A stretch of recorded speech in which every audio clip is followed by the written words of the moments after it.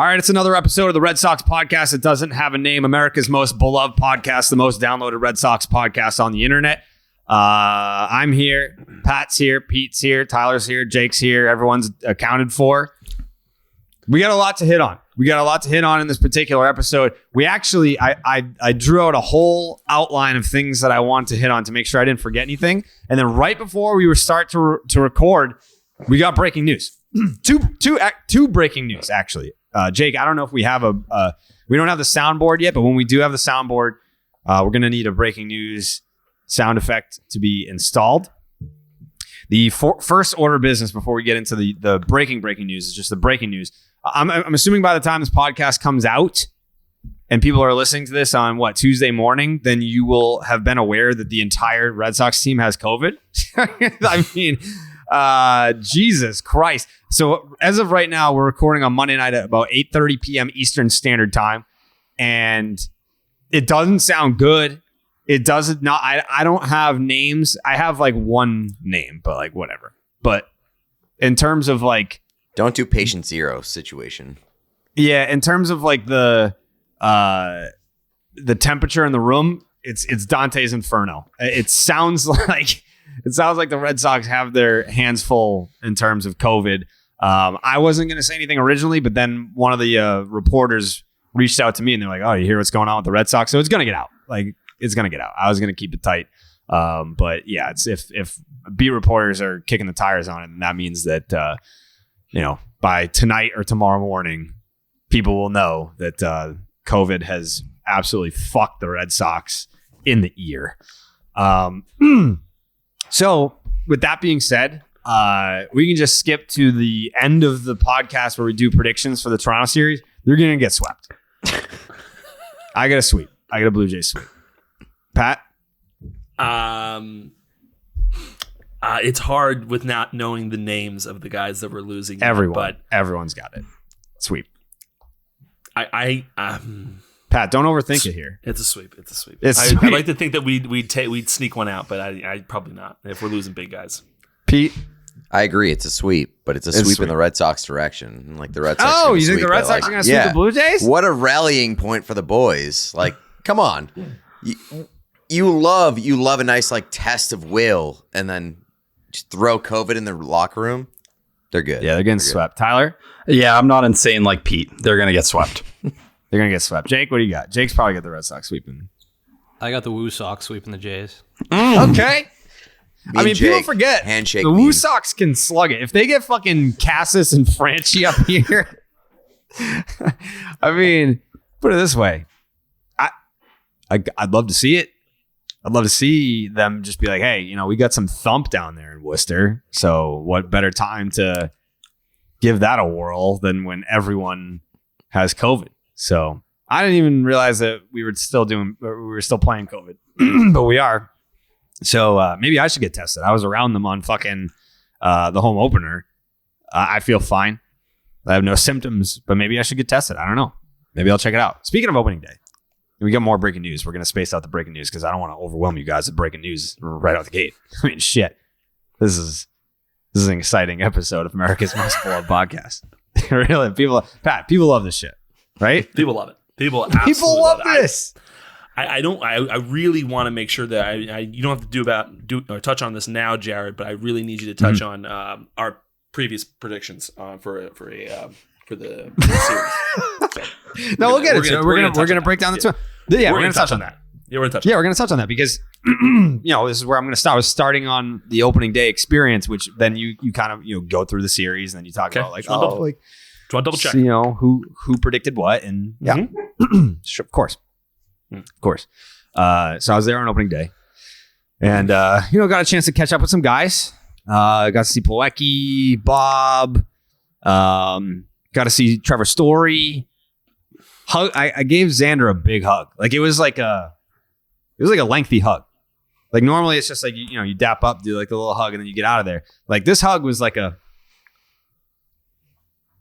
was a hug. I don't know what to read into that. Were you sending a message? Were you trying to communicate some love to him with everything that's been going on? I said in his ear, "We got to get you fucking paid." That's a direct quote. He hugged me and I said, we got to get you fucking paid. That's what I said to him. And he held on. He gave me a nice hug. Talked to Rafi. Kike briefly. You know what? Alex Verdugo doesn't really bop around much. I don't even think I saw him. I don't know where he was, but he's not a guy that's kind of just like floating around. Talked to Matty Barnes. Rich Hill, which was obviously, that was a tough day for him. Condolences to him and his family. Hell of a run though. 94 years old. His dad passed away.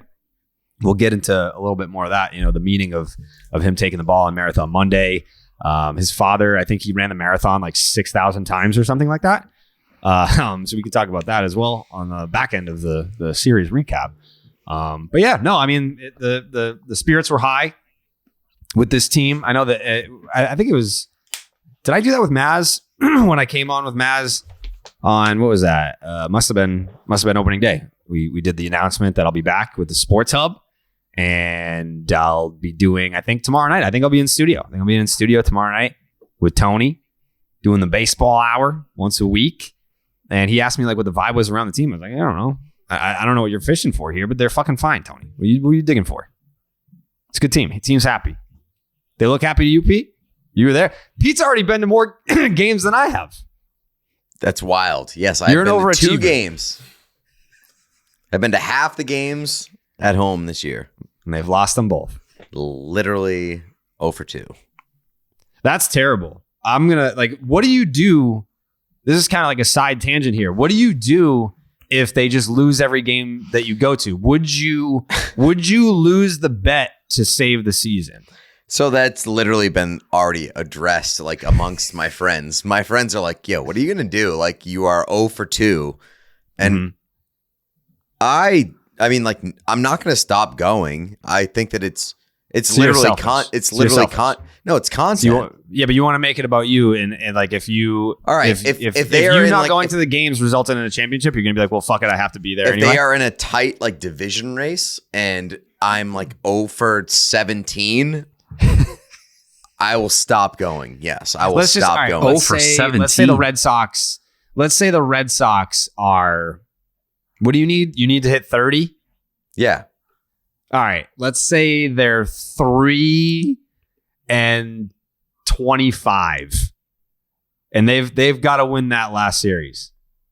If they've got 3 wins under their belt, it's clearly not my fault. 3-25.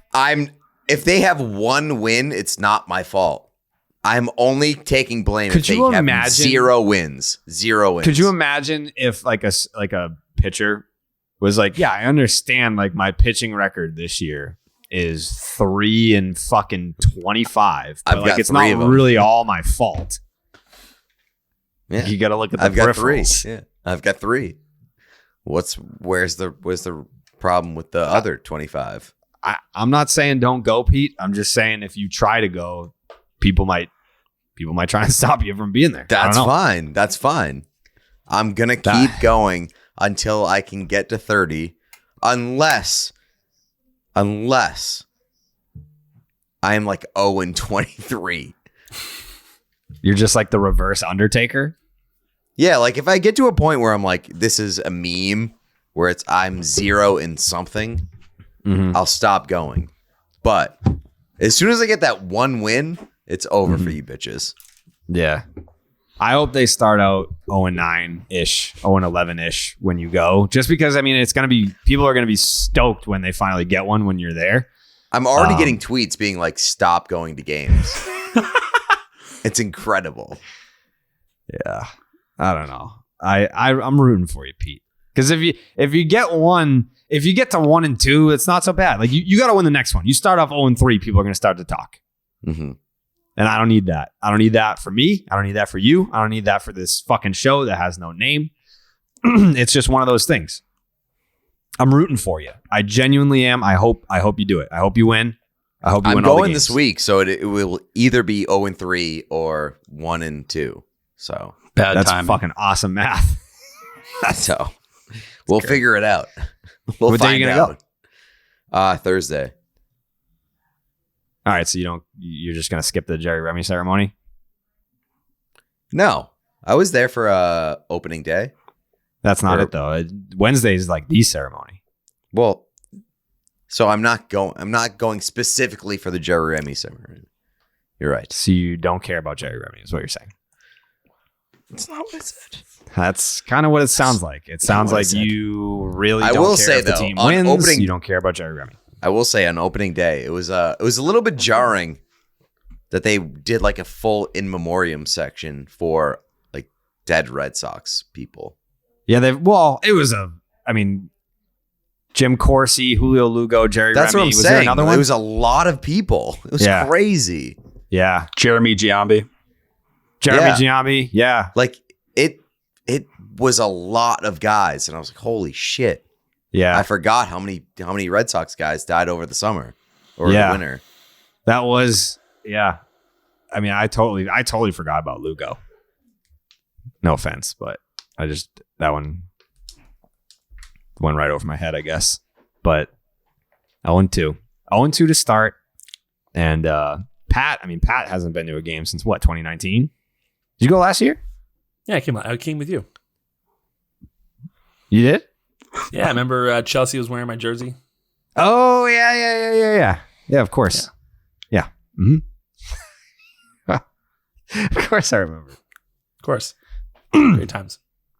Yeah, no, it was an awesome time. Yeah.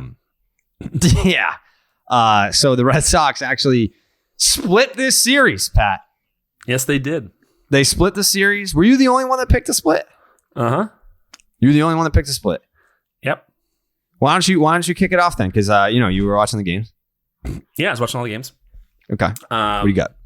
I mean, as I predicted, it's a very up and down team. They haven't been able to put together a stretch of good performances in a row. They're just kind of all over the place still, and that's why if we lose some big wigs going into this Toronto series, it's probably going to be a sweep. As we can't afford to lose these guys because they're the ones putting together some decent games in there. And the Twins aren't a bad team. So, as predicted, we're going to be, I can't just say sweep every time for the whole year. So, we're going to be a little bit more strategic here. It went exactly as I predicted the series would go. You know what I hope happens? I hope Pat Light to the Red Sox becomes like Trent Dilfer to the Patriots. I hope that like in the clubhouse, they're like, you know what? Fuck Pat Light. Like, he thinks we're going to get swept. He thinks that like we're going to lose 2 out of 4 to Minnesota, which he was right about. Inevitably, he was right about that. But I hope that you become the negative Nancy of this podcast, and the team uses that as fuel to ride the wave to the World Series. I'm on the bulletin board. This clip will be played in the 2022 World Series documentary video. This here, that prediction. Yeah. Like, they're going to be like, remember when Pat Light said on April 18th that the Red Sox were going to get swept because they just had a few guys get some COVID? You said they get swept first. I was joking. We were serious. Oh, so you changing your prediction? Well, we didn't get to the prediction part yet. Yeah, we already did. We already put our down. Yeah. That was a joke. You guys got to learn to be funny. Sox gonna sweep. You guys have to learn how to be funny. I mean, it's podcasting 101. It's either you're funny or you're not. And so far, it looks like you're not. But I'm hilarious. No, I think that we'll probably get to a point where maybe you are. But right now, I'm going to say no. I'm going to say no to that. I mean, first of all, we can't be throwing predictions out there without giving some love to Stop and Shop. And I think that's kind of fucked up. That's why Stop and Shop pays the big bucks. So that they can get those predictions. Yeah. You got to do the look ahead. Did anything else stand out to you in that series, Pat? I know that the Cutter Crawford meltdown on Monday wasn't ideal. Kind of got left out there to die a little bit. Didn't love that. I feel like it's more of a, people forget how long a fucking baseball season is. Like, you wait all goddamn winter to start the season in April, and then you see 10 games and you're like, well, fuck, this is what the team is, isn't it? Like, they can't hit, they can't pitch, the bullpen sucks. It's fucking April 18th. You can't, I'm not going to forecast how the season is going to go. Like, they're a 500 team through 10 games. Okay. Are they a 500 team for 162? I'm going to say no. If I were to put some money on it, Pat, I think we got a winning ball club here. Just got to make some adjustments. Just got to lock it in. The thing I didn't particularly like, and this was more on a social media part, it was the people were tough on Rich Hill a little bit. Yeah, what the fuck was that? Yeah. First of all, they were booing him. Yeah, I wasn't a fan of that. To be honest with you, I'm assuming, and I'm gonna fucking hope. I'm gonna really hope and throw a bone to some of these people. they did not know the story. Yeah, Rich Hill's father passed away on Friday, and he wanted to take the ball on Marathon Monday because his father ran the marathon. I think someone said like 37 times. 37 times. That's a real number? Yep, 37. Starting in 1958. I mean, 37 times. ideally, Rich Hill throws a fucking like perfect game. Would be an incredible story. But Didn't work don't out. fucking boo the guy. I felt very uncomfortable being in the stadium. And he's a dude who cares as much as anybody you're ever going to see. He's dropping F-bombs after every single pitch. A local guy. Local guy. Which is why I think a lot of people like wanted, me personally, like I wanted him to succeed because he was a local guy, because like his dad, it made me sad. But like when people started booing, I was like, holy fuck, I'm uncomfortable. Yeah, it was. I just thought they were, and just from a purely baseball standpoint, not just the fact that his dad passed, but from a baseball perspective, I mean, the guy gave 4 runs. He didn't pitch the greatest game he's ever pitched in his life, but it wasn't horrible. He kept you in there. He kept you in there. The way, especially with this lineup, the way they were speaking about him, it was almost as if he gave he pitched like what I did against the Angels, gave like 8 spot in 1 run in 1 inning. Like it was just, I think it was uncalled for in a baseball sense. He's never been a power guy. So like him getting a little bit older, as long as he locates his fastball, he has a decent breaker, which he's had over the course of his career, he could still be good for us. Like to overreact in such a way, I think was a bit much for my taste for Rich Hill. I wasn't as upset with his outing as most were. At least what it seemed like on Twitter. Yeah. So that's what it was a little bit surprising to me out of Boston fans. And people are box score watching. You can see it. Like you go, his first start, he was way better than what that line was. Christian Arroyo had a couple tough plays in right field. Otherwise, everyone would have been extremely high and feeling great about it. It's like, listen, like Jared said, it's so early in the year. You have 2 balls that land in the monster. Come on. You know what I mean? And considering everything, and, props to Alex Cora after the game. I think he noticed a little bit of everything going on too at the ballpark, and just speaking about how proud he was of Rich Hill and the family sense in the clubhouse and what it meant to, the younger guys on that team and everybody who saw him step in and pitch that day. Like certain things go beyond the box score on a day like that, and him going out there, toughing it out. Obviously, it wasn't a game that went their way. Those are the kind of games that I feel like bring guys together, that can bring a team together over 162. No doubt. Yeah, got to have your guys back there. I really hope that the people booing just didn't quite know. Pete, as the Fenway Park correspondent, what would you say the percentage was of boos there? Because you could hear them, but what would you say in terms of the people that were actually doing it? I don't know percentage wise, but it was significant. Like I heard it. And I was uncomfortable, especially as not to get too deep, but I had a parent die recently, and I felt emotional hearing that for Rich Hill. I felt uncomfortable. So it was a good amount of people booing him at Fenway, and it was not a good time. That's just so fucking weird to me. That's so weird. I'm really hoping they just didn't know. I went with a couple people and I explained it to them, and they weren't shocked. And they weren't shocked that he was getting booed. So I don't know how to explain what happened, because he didn't pitch that bad to get booed. No, and the whole runs weren't. I feel like there's a pre-existing Jillians. I feel like there's a pre-existing bias against Rich Hill maybe because he's been here before. So like people don't expect him to be anything. Yeah, But I would have know. figured that people were rooting for him on Marathon Monday. In general, like the dude he's fucking 42. He's from here. This is his 27th stint with the Red Sox. Reinvented himself here. Like this is where he refixed everything, remade his entire career. Yes. Like what was Also, that? 2017? 2015, right? 15. He took my. I was supposed to go up. He took my spot. Oh yeah. Yeah, well that was a good call. Okay. No hard feelings, huh? I actually love the guy. yeah. He was awesome. Yeah, because I think he made 3 starts and had 10 strikeouts in all of them in the month of September.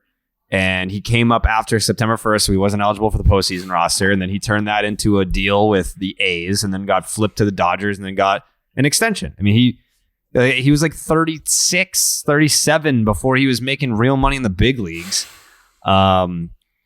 Yeah, I feel like that's a guy that you root for. He's fucking from here. I was talking to him on Friday and I was like, oh, like, welcome back, man. Like, where are you living? He's like, Milton. It's like, that's like if Pete fucking got signed with the Red Sox, it's like, hey, Pete, where you live? Yeah, I'm in Waltham. Yeah, of course you are. At home. At home. By the way, I don't think I ever like really said this, but like the whole Kyle from Waltham thing, like that doesn't happen without Pete because Pete was just like on the brain. Like Pete's from Waltham and that's why I said Waltham and then that's why that became a nickname. I was just like, where's the shirt that he a ended town up around here wearing?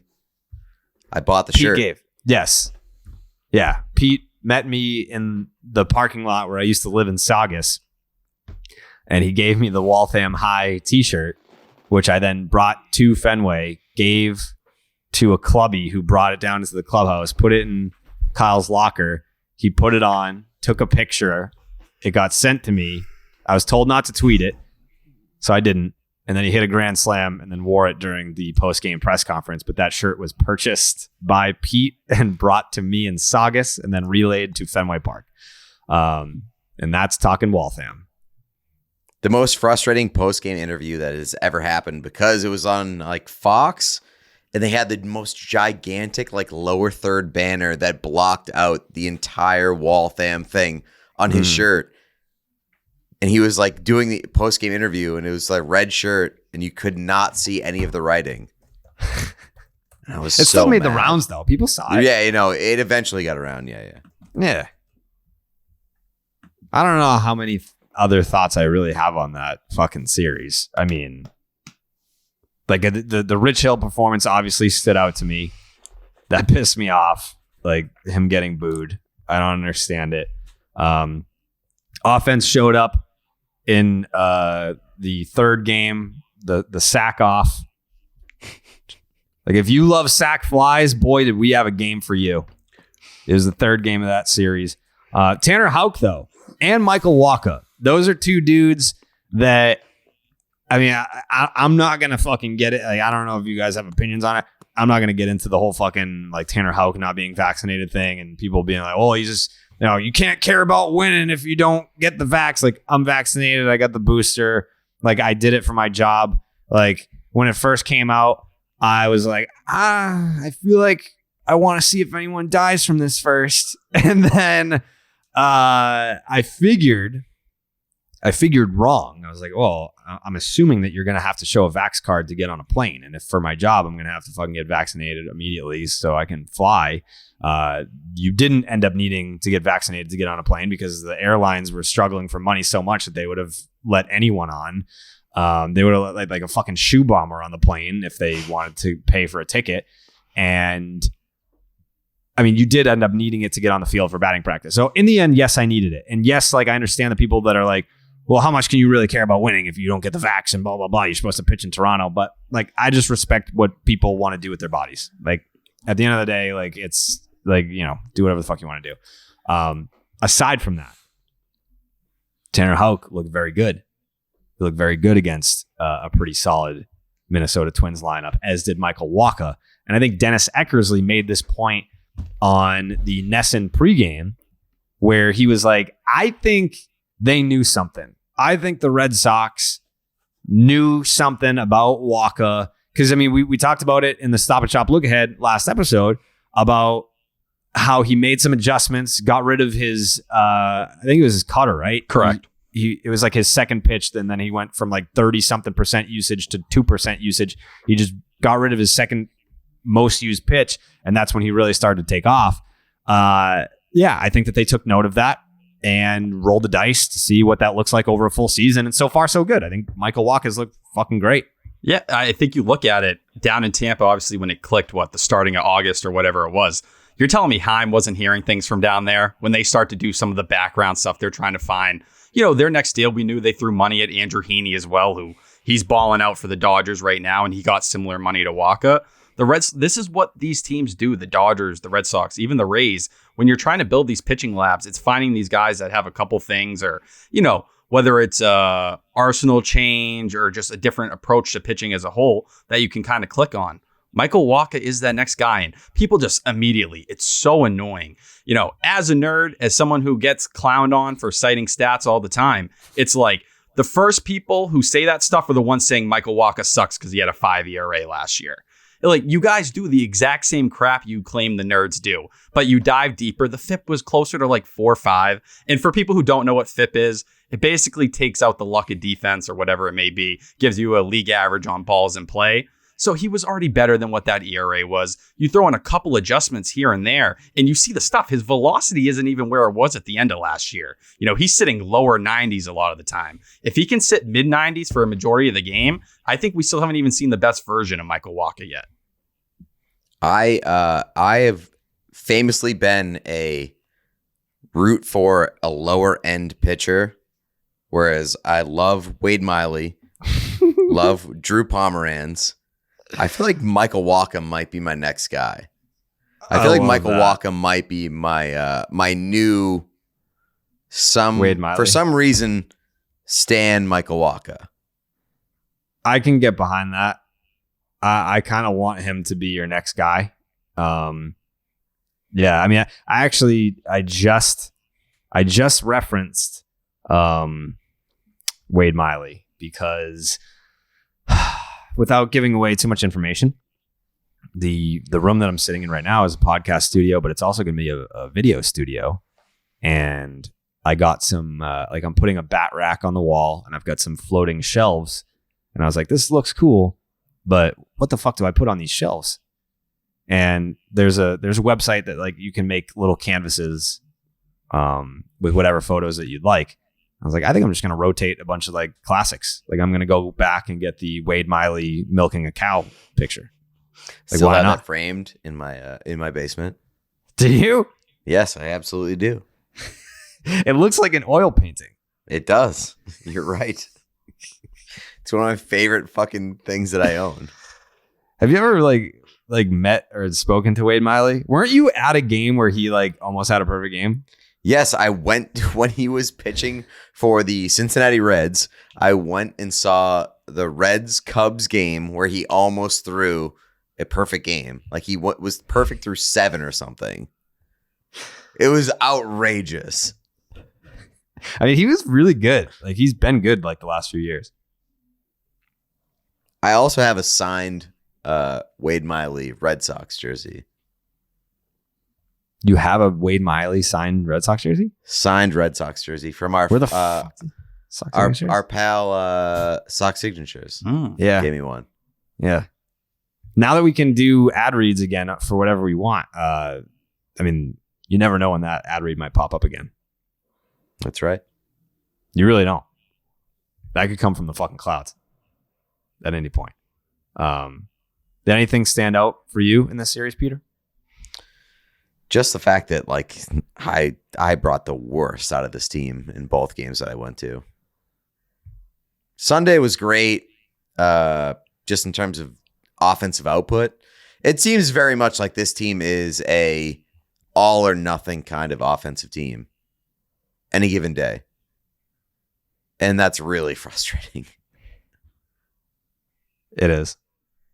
It is. I don't want to harp on the series. I really don't. I mean, it's fucking mid-April. Not gonna harp on it. But what I will harp on is booing Rich Hill, just absolutely blowing my mind. I almost like couldn't believe it in real time. I was like, there's no way. Like, that's just not happening. It's crazy. It's crazy. Anyways, there were a couple of other things I wanted to hit on, but before we do that, baseball fans, it's time to step up to the plate with DraftKings Sportsbook. It's an official sports betting partner of Major League Baseball. New customers can bet just $5 on any team to win and get $200 in free bets if they do. If the sportsbook is not available in your state yet, is it available in New Jersey, Pat? You're damn right it is. Yeah, it is. You bet your fucking mother's ass it is. Sportsbook is... Yeah. Woo! Woo! You can still take a swing at stacks of green with DraftKings Daily Fantasy Baseball Contest. New customers can play for free for thousands in prizes with their first deposit. Pick a lineup of 2 pitchers and 8 batters while staying under the salary cap and rack up points for hits, runs, strikeouts, and more. DraftKings is safe, secure, and reliable. Best of all, you can deposit and withdraw your cash whenever you want. Download the DraftKings Sportsbook app right now. Use the promo code Jared, that is Jared. Bet just $5 and win $200 in free bets if your team wins their game. That is promo code Jared at DraftKings Sportsbook, an official sports betting partner of Major League Baseball. 21 plus. Restrictions apply. MLB trademarks used with permission. See the show notes for details. The other breaking news item that we have going on here today, Patrick, we learned this. We learned this at the top of the show. This was not in the notes. It's a big opportunity.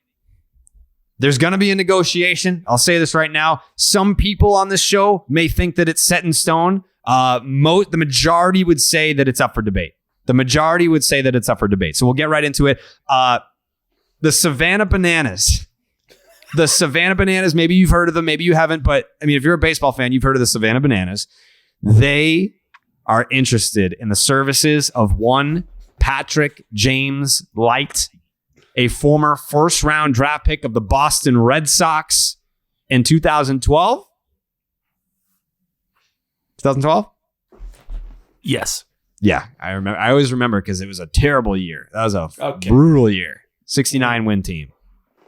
But they're interested in having Pat Light go to Savannah, Georgia, and no, where? Kansas City. Where? Kansas City, and don the banana gold, yellow goldish jersey. And toe the slab one more time. Think about how many people we could do like a whatever the fuck the show is called, live show there, and we could really pack that place. If it's not packed already, I'm sure it is, but we could really pack that place and do like a destination live show for America's most beloved podcast, and see that's why I kind of want to like put some distance here, because I feel like we could get you ready for this. I don't want, and Pat's saying no. Pat's saying he doesn't want to do it. I don't want to speak for Pat, but he's saying no. He's being coy, humble, selfish. No, he's being selfish. Thank you. He's being selfish is what he's doing. Because you can't just if you can throw 100 miles an hour, you have a golden arm. You do. You have a gift. People can't yes, of course you can train velocity, but people that can throw 100 miles an hour. You were chosen. You were given a gift. And Patrick, I'll be damned if you don't display that gift. And I'm not saying you're going to go out there and throw 100. I'm not saying that. But you can probably still get it up there. And I want you to overcome your fear of throwing a baseball through the fucking netting in the backstop. I don't want you to do it. I want you to pump strikes. And I want you to get back out there. And I want the crowd to be going, Pat Light, Pat Light. Pat Light. And that was obviously something that you've never heard on a mound, especially at Fenway. At Fenway, it was more like, boo, fuck you. But this time around, it's going to be Pat Light, Pat Light. And I'll be there. Trust me. Hey, if you actually fall through with this, we can make some calls. I'm sure pitching coaches and mental strength coaches will hear this and be like, let me help Pat. And I'm going to be like, look, we're going to find the best. We're going to find the best. And we're going to put you in touch with these people. And it's going to be a moment that like we might make a documentary out of this. Like we might get like a film crew, like rebuilding Pat Light. We're rebuilding his confidence, his shoulder, his arm, his elbow, in between the ears. And we're going to get him on a mound for the Savannah Bananas because that will be the true mark of overcoming adversity. You're the main character here, Pat. You're the main character of the story. So I want to document this. I want you to overcome that. Put it this way. If you do this, we can never make fun of you for your control issues ever again. You're like, fuck you. My most recent example is I pitched for the Savannah Bananas and I went out there and I did it. So suck my dick and we'll have to suck your dick. Oh. Well, the downside here is if I go out there and I end up walking 6 people, and then I will never hear the end of that. It's all right. So let's consider this day one of the project. That's the problem. Your first thought was negative. Your first thought should be like, you know what? Yeah, I can do it. It's just a matter of can I fit it into my schedule because I own 3 bars, Big Sam Sushi, fucking Green Rock and McSwilbo's. Like I'm a busy businessman. I would like to go back out there. I mean, I'm young enough. I'm not Bill Lee coming out, and all due respect to Bill Lee. I love Bill Lee. It was awesome that he did that. He came out of the crowd at 75 years old and pitched for the Savannah Bananas. You are a ripe 31, 32, 30, 31. 31. You're 31 years old. We can get you the training. I mean, you're already in the gym. It's not like you're like fat, out of shape piece of shit. Like you're in pretty good shape for someone that hasn't been on a big league mound in a few years. I think the potential is there for a documentary. I think the potential is there for a redemption story. And you know what? I think the listeners of this unnamed Red Sox podcast, they're going to want to see it. That your mic cut out. This is a terrible start to, but hey, you have to start at the bottom, Pat, and that's right where you are. You're right at the bottom. Savannah Bananas don't want somebody who has a mic that works. Yeah. Are we back? We're back. So something going on my wire. Also, my thing that's supposed to record things is not working. Anywho, awesome start. Can I ask you a question, Pat? Yeah, sure. Why do you think you're too good for the Savannah Bananas? I don't think I'm too good for the Savannah Bananas. My response. I'll actually on air. Although this is not you're going to have to take a different type of recording for this, Jake. But I will tell you exactly what my response was.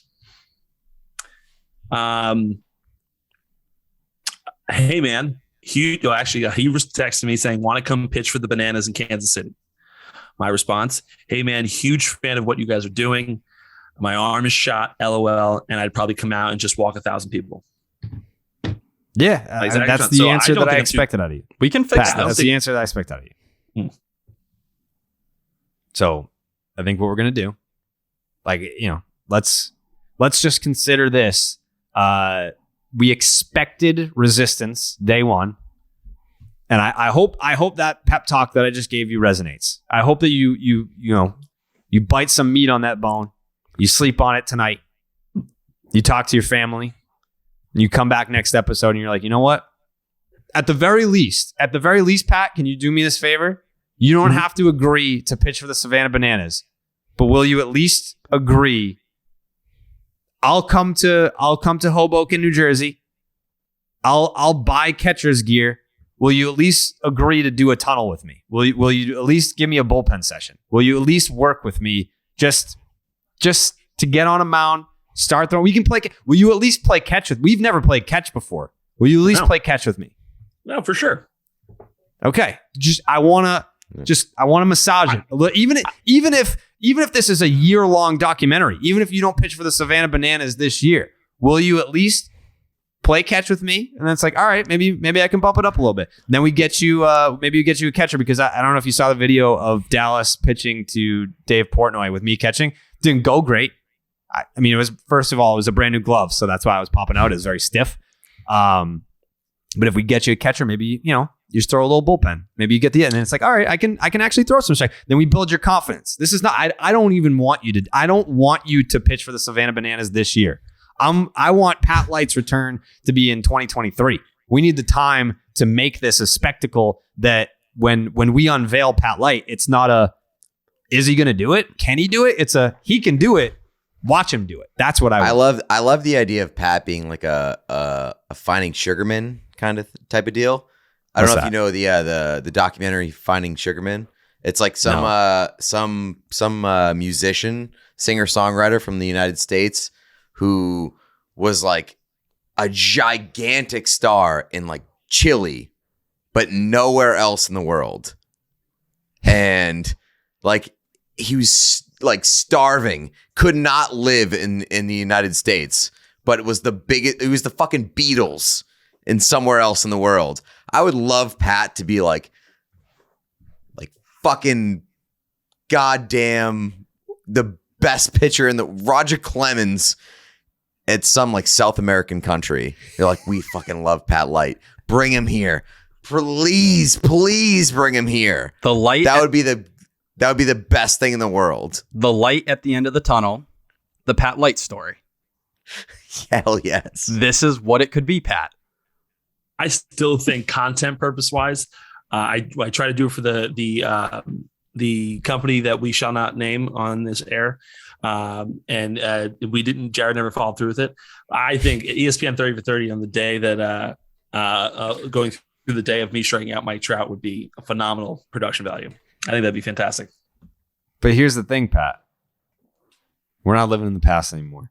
We'll include the clip in the documentary of Pat Light returning to the mound. We'll include the clip of. We'll start it there. We'll start it at the clip of you striking out Mike Trout.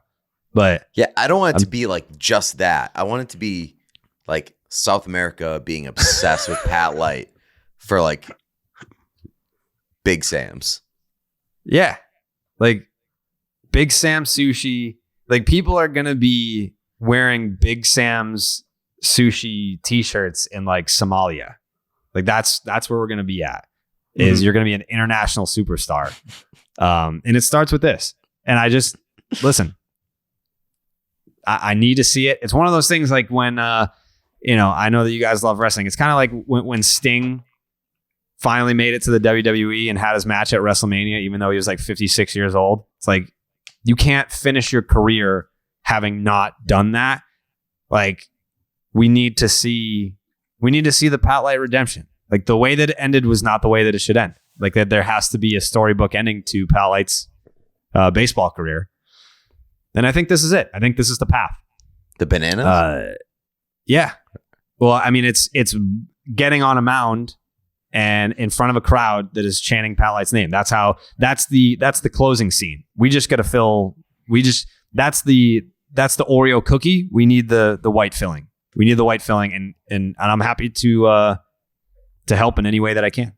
I think it's mostly Pat throwing a strike down the middle in any shape or form, and then us getting absolutely blackout drunk for like the rest of the night. I think that's got to be Pat's swan song. Yeah, I think it would be very funny if it was like a Savannah Bananas baseball game, and we had so many people just fly out to see Pat Light's appearance. One strike. They call him out of the bullpen. He comes in, just grooves a heater down the middle, strike. The dude's like has his bat on his shoulder, and then the manager comes out and gets him, and he just leaves to a deafening standing ovation.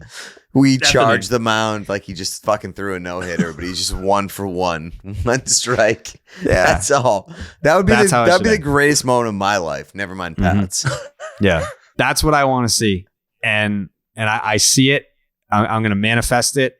And again, Pat, I'll do whatever it takes to make it happen. I'll drive to New Jersey every weekend just to play catch with you, even if it's in a parking lot somewhere. Every weekend. I'll come to New Jersey. We'll play catch. We'll build up your confidence.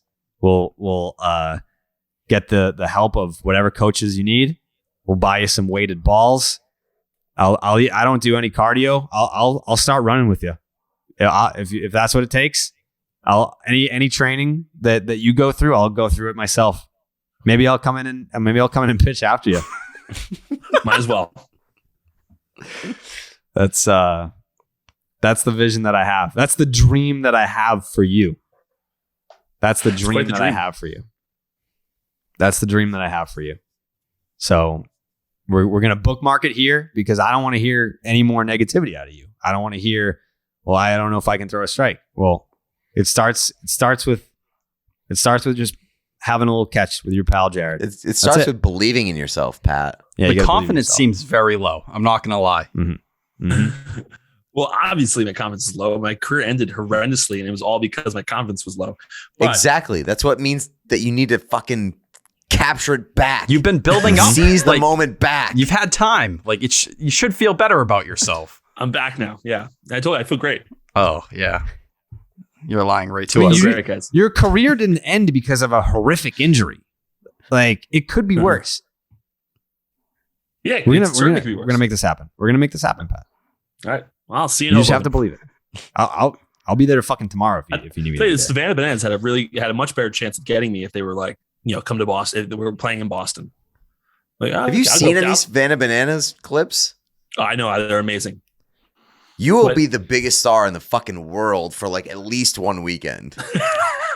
Yeah. Also, if I think they were probably throwing a Hail Mary with you, but if we actually put the preparation into this and gave it a full calendar year to build you up, then who's to say that they couldn't schedule a game somewhere in the Boston area so that we could pack a stadium somewhere and the Pat Light chance would be deafening. Yeah, bring it back to Lowell. Yeah, why not? Where it all started for Pat Light in his minor league baseball career. That's what we're doing. What is it? Lasher Lasher? Lasher Field. The Lasher Park, I believe. Yeah, that's the goal. We're gonna have Pat Light's return. We're gonna have Pat Light's return in Lowell, Massachusetts, next summer with the Savannah Bananas or whoever will take us. It doesn't have to be the Savannah Bananas. Might just be us four. Might just be. That would be sad. Pete. Yeah, we build Pat up so much that he just goes out there and blows 106 on the gun. For a lineup that includes just us four. Yeah. He just fucking kills Pete. It's like, wow, this was a terrible Pat idea. trains an entire calendar year just to impress only the people on this podcast. And also drill me in the head. Yeah. His fucking helmet explodes and he's just like, 106! Yes! Everyone's chanting my name though. Yeah. People will be chanting your name. Thing. It's me just begging Pat to drill me in the head. Just please put me out of my misery. Please, Yeah. Pat. That'd be fun. Let's do it. So, yeah, the last pitch I threw was a strike to Mayor of Hoboken here in for Little League first pitch. I saw the Strike. video. It was a little high, but I think, we're not gonna end on that note. This journey is just beginning, Pat. Can't wait. You gotta believe to it. go on this journey. You gotta believe it. Can't wait. I'll be your mental skills coach. Okay, All right. it's gonna go great. All right. I'm gonna stay on you about this. I'm gonna be It's like, hey, upsetting that it feels like we want this more than Pat does. Oh, you Well, want this I think- entirely more than I No. do. Here's the thing with Pat. Pat wants this too. He's just afraid to want it right now. But when he starts to build that confidence back, that's when we start cooking with gas. That's when you don't want to face Pat Light. Because that's a man that has a golden arm. He just got in the restaurant business. Here's a question for you. Sure. Let's say we train for a calendar year. Yep. You guys get me back. I'm feeling great. I go pitch for the Savannah Bananas. Yep. And I'm pumping like 99, 102 Mm-hmm. with the devastating slur that I once had. Mm-hmm. Am I getting calls from Major League Baseball clubs? So I think Garrett Whitlock got noticed by the Red Sox through like an Instagram video while he was just throwing in a cage. Well, first up, I'll tell you this right now, as a guy who has been drafted, the answer is 100% yes. If with the Savannah Bananas, if they pop up that I'm throwing 102, and I'm like a 92 mile an hour splitter that I'm just Hell absolutely yes. roasting people on, and I'm throwing strikes, all 30 clubs are calling me. You're absolutely getting a pitching ninja tweet. Oh, 100%. Yeah. If the play, Scott Boras would start feeling calls while I'm still in the game. Yeah. And you know what? That's He would be obviously so confused, Jared. Have I never told him? And then like the Red Sox and Yankees like call him, hey Scott, and he's like, oh, what's going on? Yeah. So Pat Light, we just want to sign him to a big league deal. I mean, you be fucking kidding me. What could you be the first ever major league pitcher to have like his deal negotiated by a podcast? I would just want Scott in the room, but I would allow you guys to lead. Why can't I just do it? If Live Jared builds you up, negotiations. I think it's only right.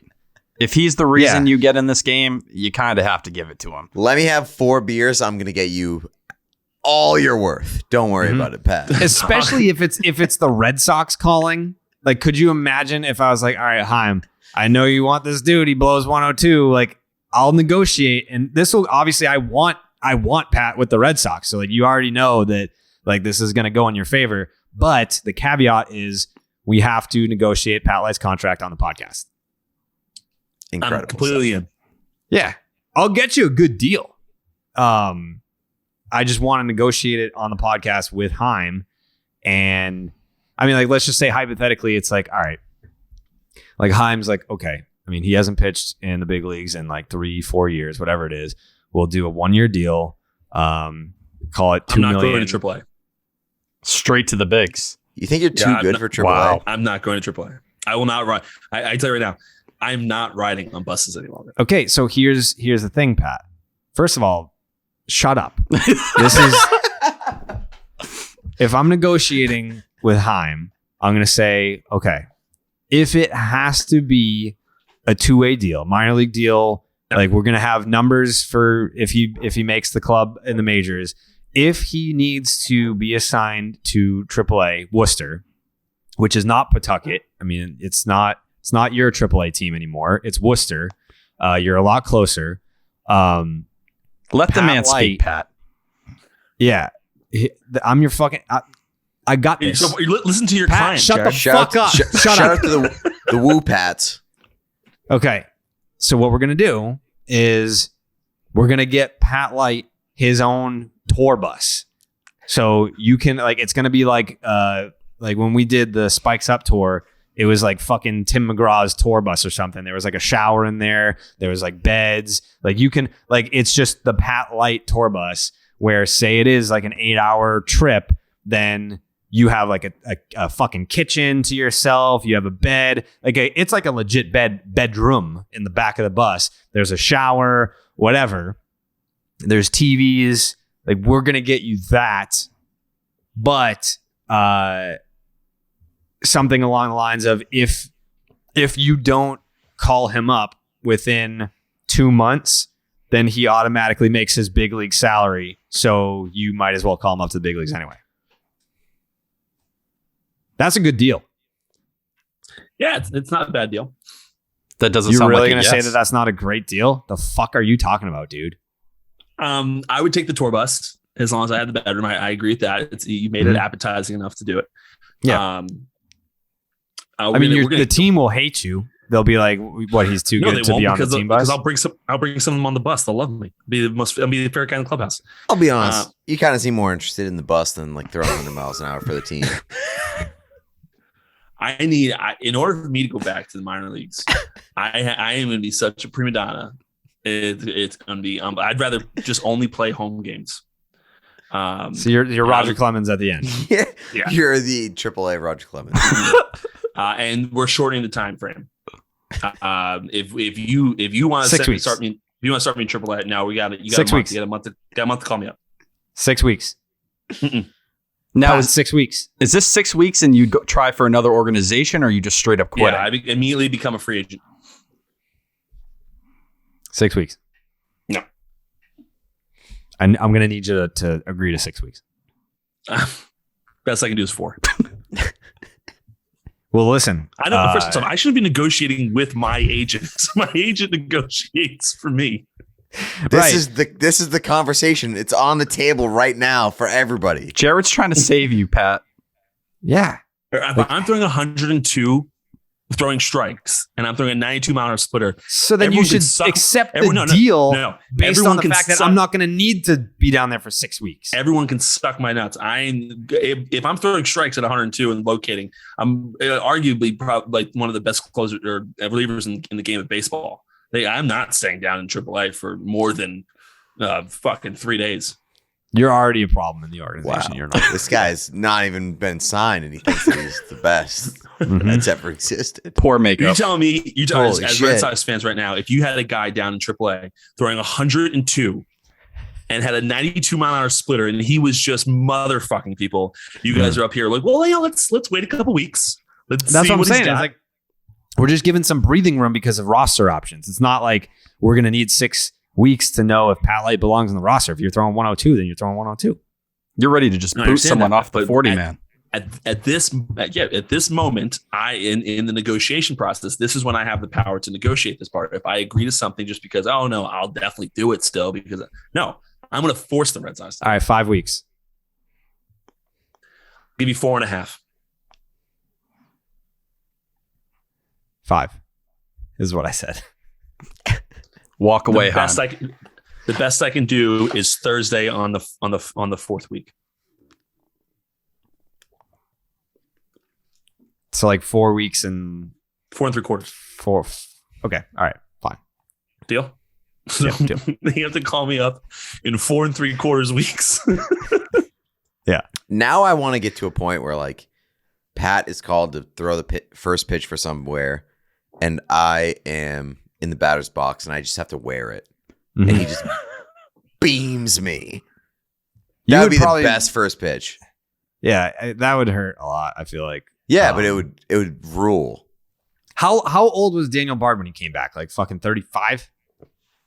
Yeah, Daniel was I think 3 years 35. or 4 years.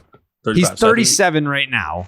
And when he came back in 2020, he was 35. So realistically, like we've got 4 years to work with right now. Mm-hmm. Is that who Pat needs to get in contact with at this point? Is that the best route to I've save Pat? got his number.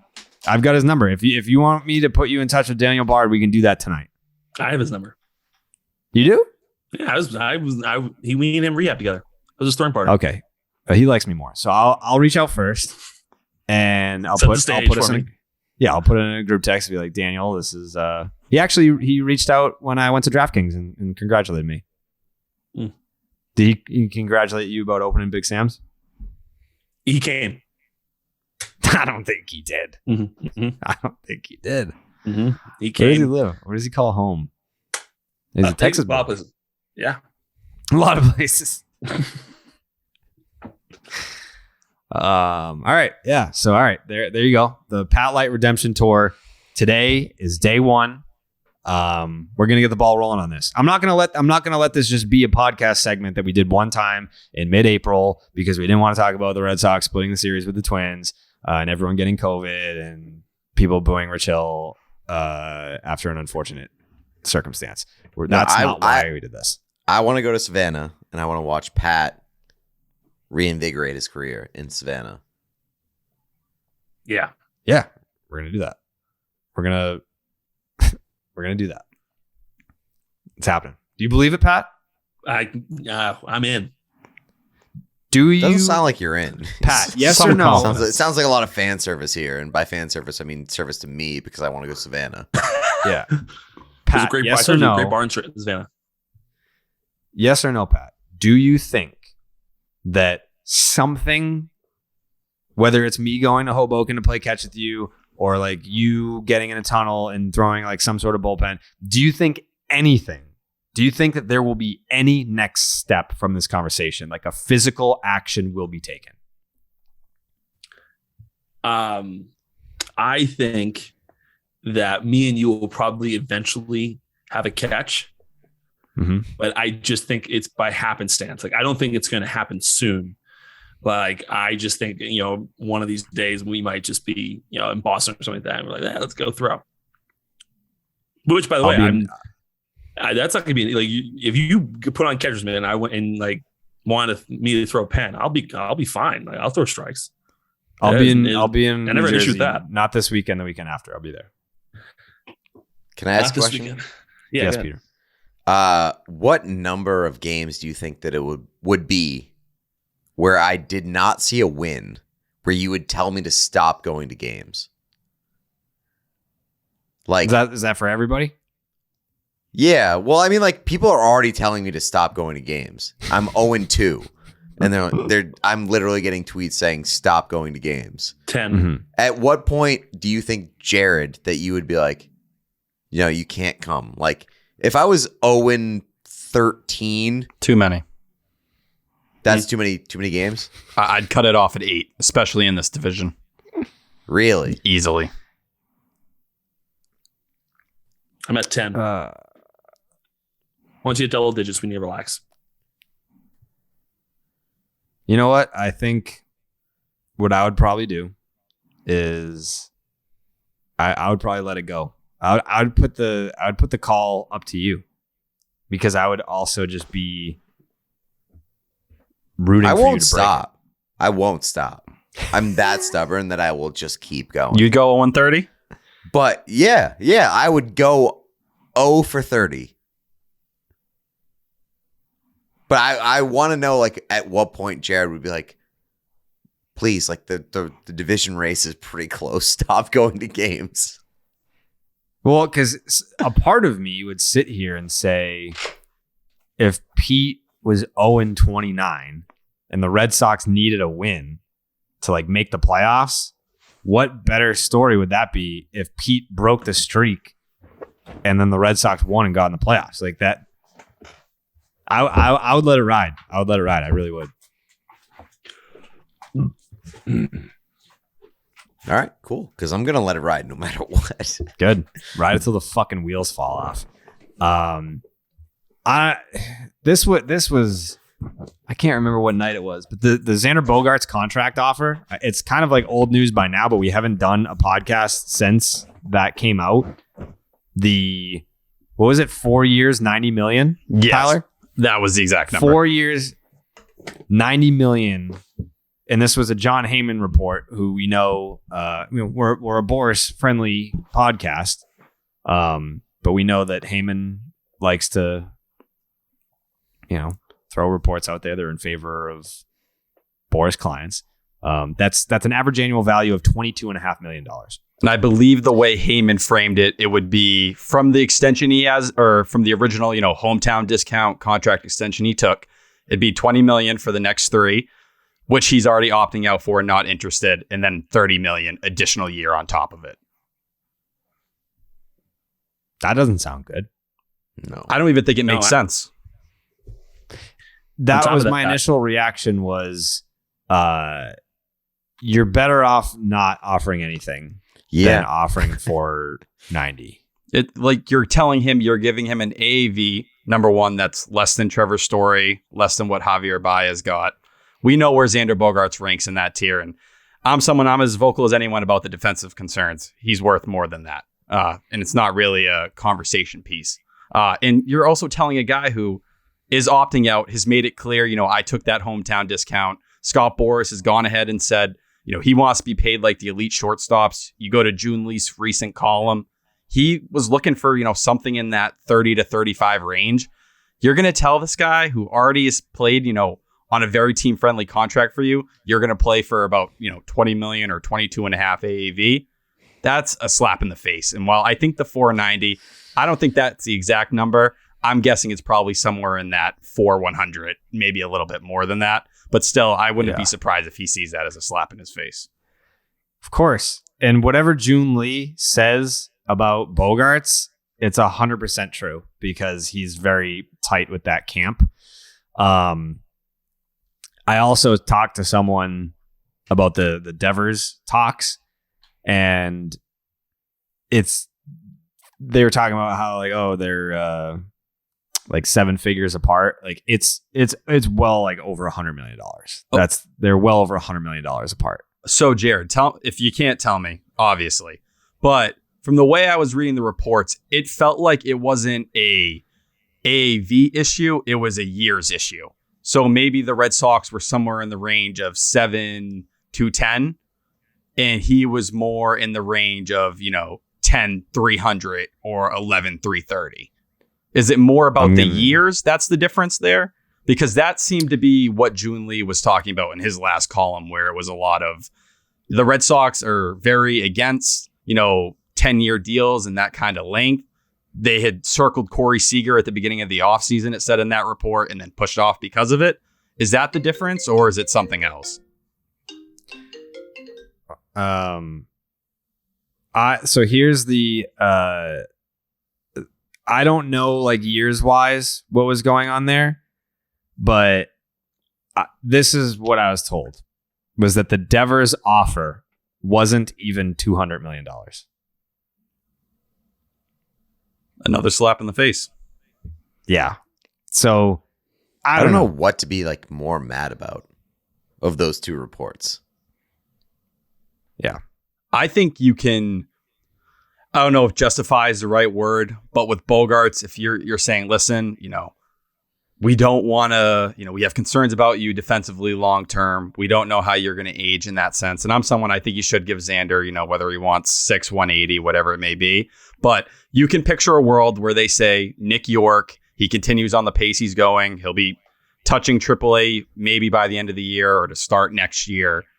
Could you have something of a Trevor Story at shortstop, Rafael Devers at third base, Casas at first, and you have that cheap solution at second? I'm not saying you should run your team like that, but I think if you're trying to create another, the Red Sox outlook moving forward with younger pieces, it's the same reason why the Dodgers let Corey Seager walk. It's the same reason when it comes to Trey Turner, they didn't have any contract negotiations with him this spring. You kind of got to make those decisions here and there. I think you look at Rafael Devers, we're seeing already at the beginning of this year, the price has gone up. He's made, huge strides at third base. That over the shoulder grab he made on Sunday, going into center field, was incredible. I think that's the guy. If you don't end up paying him, you don't end up giving him the money he deserves, that's the one that's going to bite you for a long time. He's that franchise face or cornerstone moving forward. I can't see them not paying either of them, but specifically Devers. The gap being where it is, they don't have to pay him right now. Obviously, he's got another year after this year, so I get it. But to make offers to both of them that are insulting slaps in the face, just don't even make the offer. Like, don't even do that. Don't even approach them with something. Like, I never understood. Like, I get negotiations. You got to start low. They start high. You meet in the middle, or maybe you don't. But to make an offer that is a slap in the face, there's a difference between starting low and spitting in someone's face and putting an offer in front of Rafael Devers that is south of $200 million when he's asking for 300-ish. Just don't even do it. Like, why even start there? And with Bogaerts, I think the biggest slap in the face is kind of what Tyler mentioned. How can you go to Xander with an offer that wasn't even the same or similar to what you just offered to Trevor Story? Like, you can't do that. You can't. So I don't know if it's just whatever, like the honk in me that's holding out hope that something gets done with one or both of them. But I don't love the way that it started out. I mean, you don't fucking start out by spitting in their faces. And that's kind of where it is. If you're not even at 200 with Devers and you're not even throwing out an offer to Xander that's better than the deal that you just gave to Trevor Story, it just doesn't look good. But yeah, I mean, we mentioned the contract stuff before opening day, and it was something that it's like, all right, we're not going to beat the living shit out of this story because Xander already said, I'm not going to negotiate in season. So like, there's not going to be a resolution to this until, the offseason. Like, he's going to be able to field offers. And then with Devers, you still have him for another year regardless. So I just would prefer, and the number one thing that I tweeted out about this was it should not be overstated the importance of taking care of Xander and the trickle-down effect that has with Devers. If you fuck over Xander, that does have an impact with how things go with Devers. It does. Anyways, I wanted to talk about Mazz on the broadcast. This is a polarizing topic. Peter, you were at 2 of the games, so I don't know. Did you hear Mazz? I did. I heard him on Easter Sunday, and honestly, big fan of Mazz on the broadcast. Yeah, Didn't think that I would be, honestly. I'll say that. Like, I think that Mazz has a very I don't know how to say this like lightly. Like his voice is not pleasant. I don't know how to say that. Like to not be insulting. His voice like, is on the radio. off-putting. He does have an off-putting voice, both on the radio and especially while watching a baseball game. Like it's just like it's sort of like a grating voice. He admits that though, Pete. I don't even think you should feel bad. Like the whole squeaky Mazz thing they do on Felger and Mazz, like that's kind of one of his like little things.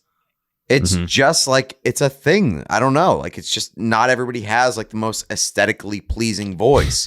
And I think that Mazz does not have the most pleasing voice all the time. But I was not shocked that I liked him on the broadcast because he's a smart baseball guy. I think that he brings more to a broadcast than most like empty suit sort of like just filling a seat sort of guys. He's a smart baseball guy, so I'm not shocked that I like him in the booth. So what I said about Mazz on the broadcast, and I mean this because it is for whatever. I mean, like I get it. Like Mazz likes to ruffle feathers on the air. So does Felger, and that's why they're a monster sports radio show. Like they drive the conversation. You don't always have to agree with them, but that's the beauty of it. Is that if you disagree with them, you're still engaged with what they say. That's why they're the best. That's why I love working with Tony, is because when we do the baseball hour together, we don't always agree on stuff. And that's okay, because even when we don't agree, he's not shouting down to me being like, you fucking idiot. Like, this is how I feel. And if you don't agree with me, then you're wrong. Like, we can have a difference of opinion and kind of like fill in the blanks from there, where it's like, all right, I'll take like little pieces from what you said. He'll take little pieces from what I said. Maybe we find middle ground. Maybe we don't. But that's what makes the conversation interesting. That being said, when Tony's on the air for a baseball broadcast, what I like the most about it, and I feel like they were trying to, like some broadcasts are already trying to do this, and I think it makes perfect sense for Tony to be this guy because he is a bright baseball mind. He knows the game, and he still loves it. He's still passionate about baseball. When you put Tony Mazz on the Red Sox broadcast, I like the dynamic of the broadcast becoming almost a baseball talk show while the game is going on. And for Dave O'Brien, coming from a radio background, like obviously he does like TV, college basketball with ESPN and everything. He does TV, he does radio. But the reason why I loved Dave O'Brien on the radio is because he can fill a lot of air where like on TV, you're seeing things. You let the moment breathe sometimes. On radio, it's like if you're driving in the car, it's like, keep talking. I don't know what the fuck you're looking at because you got to tell me. I can't see. On the broadcast now with Mazz, him creating that dynamic of like, all right, when there's dead air, let's talk about some baseball related topics. Like you can talk about the team that they're playing. You can talk about the division. You can talk about some story that happened with another team Clayton outside Kershaw of the getting Boston pulled. market. Yeah, it doesn't have like to stuff be like exactly what you're seeing. It can be like a baseball podcast, Yes. essentially. Yes. But you don't want it to like overrun the game, and I think that they're doing a good job of that. Yes. And I think it's something, and Jared, like, and Pete, I agree with you 100%. I think people don't notice it as much early in the year when you're kind of hanging on every pitch a little bit more. But once you get into the middle of the summer and you're in those like dog days where you're having some of those long grind games, and it's different, these are kind of adjacent, but the way Don and, Don Orsillo and Jerry Remy would give you something else to think about, you would laugh. You would kind of do that different stuff. I think Mazz, it may not be the same laughs, but in terms of interesting conversation, there'll be other things that keep you paying attention, that keep you locked in as those games, in August and July, as the interest kind of dwindles a little bit, it'll keep you there.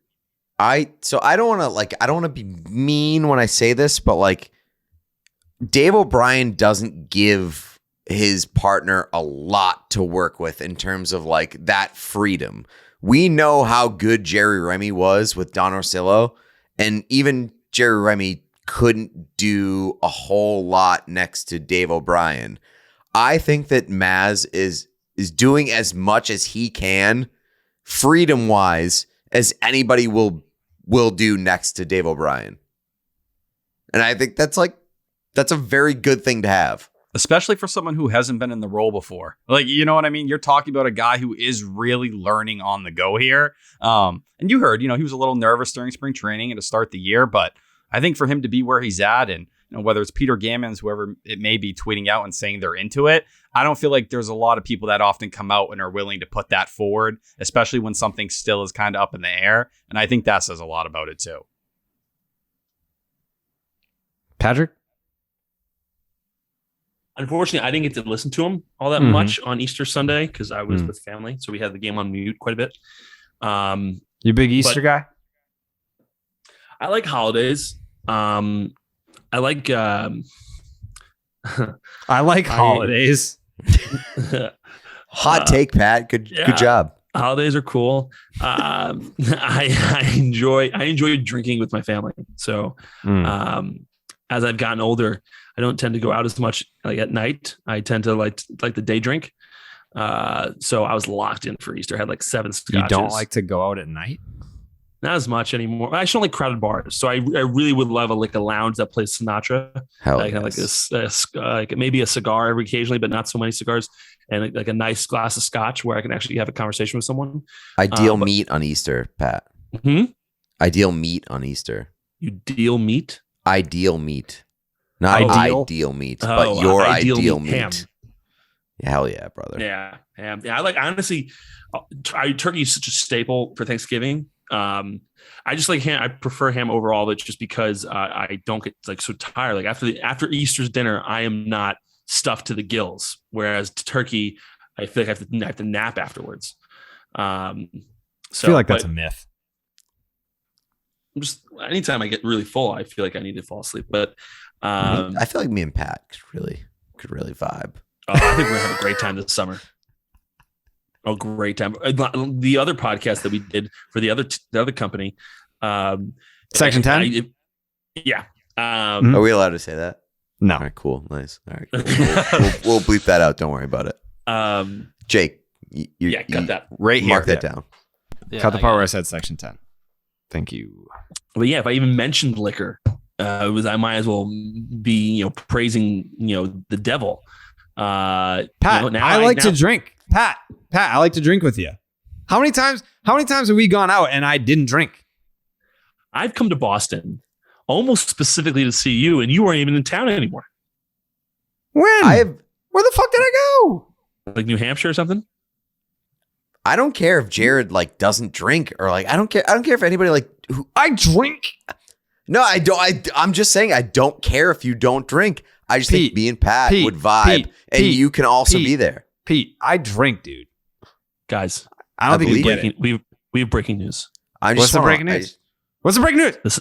The Savannah Bananas have responded. Oh, let's go. Oh, wait, what did you say? I told you what I said. I thought you said something else. All right, what did they say? No, what did they say? What did they say? Ha ha.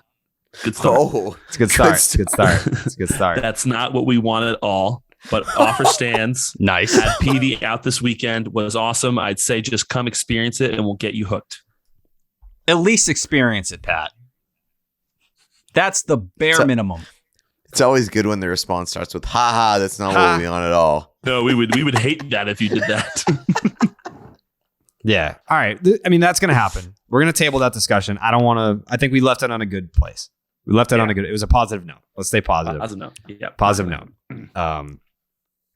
But yeah, where were we talking about before that? We're talking about how I drink, really dude. I fucking drink. No, you don't. Dude, yeah, I do. I could. How many times have you seen me drink? Every time.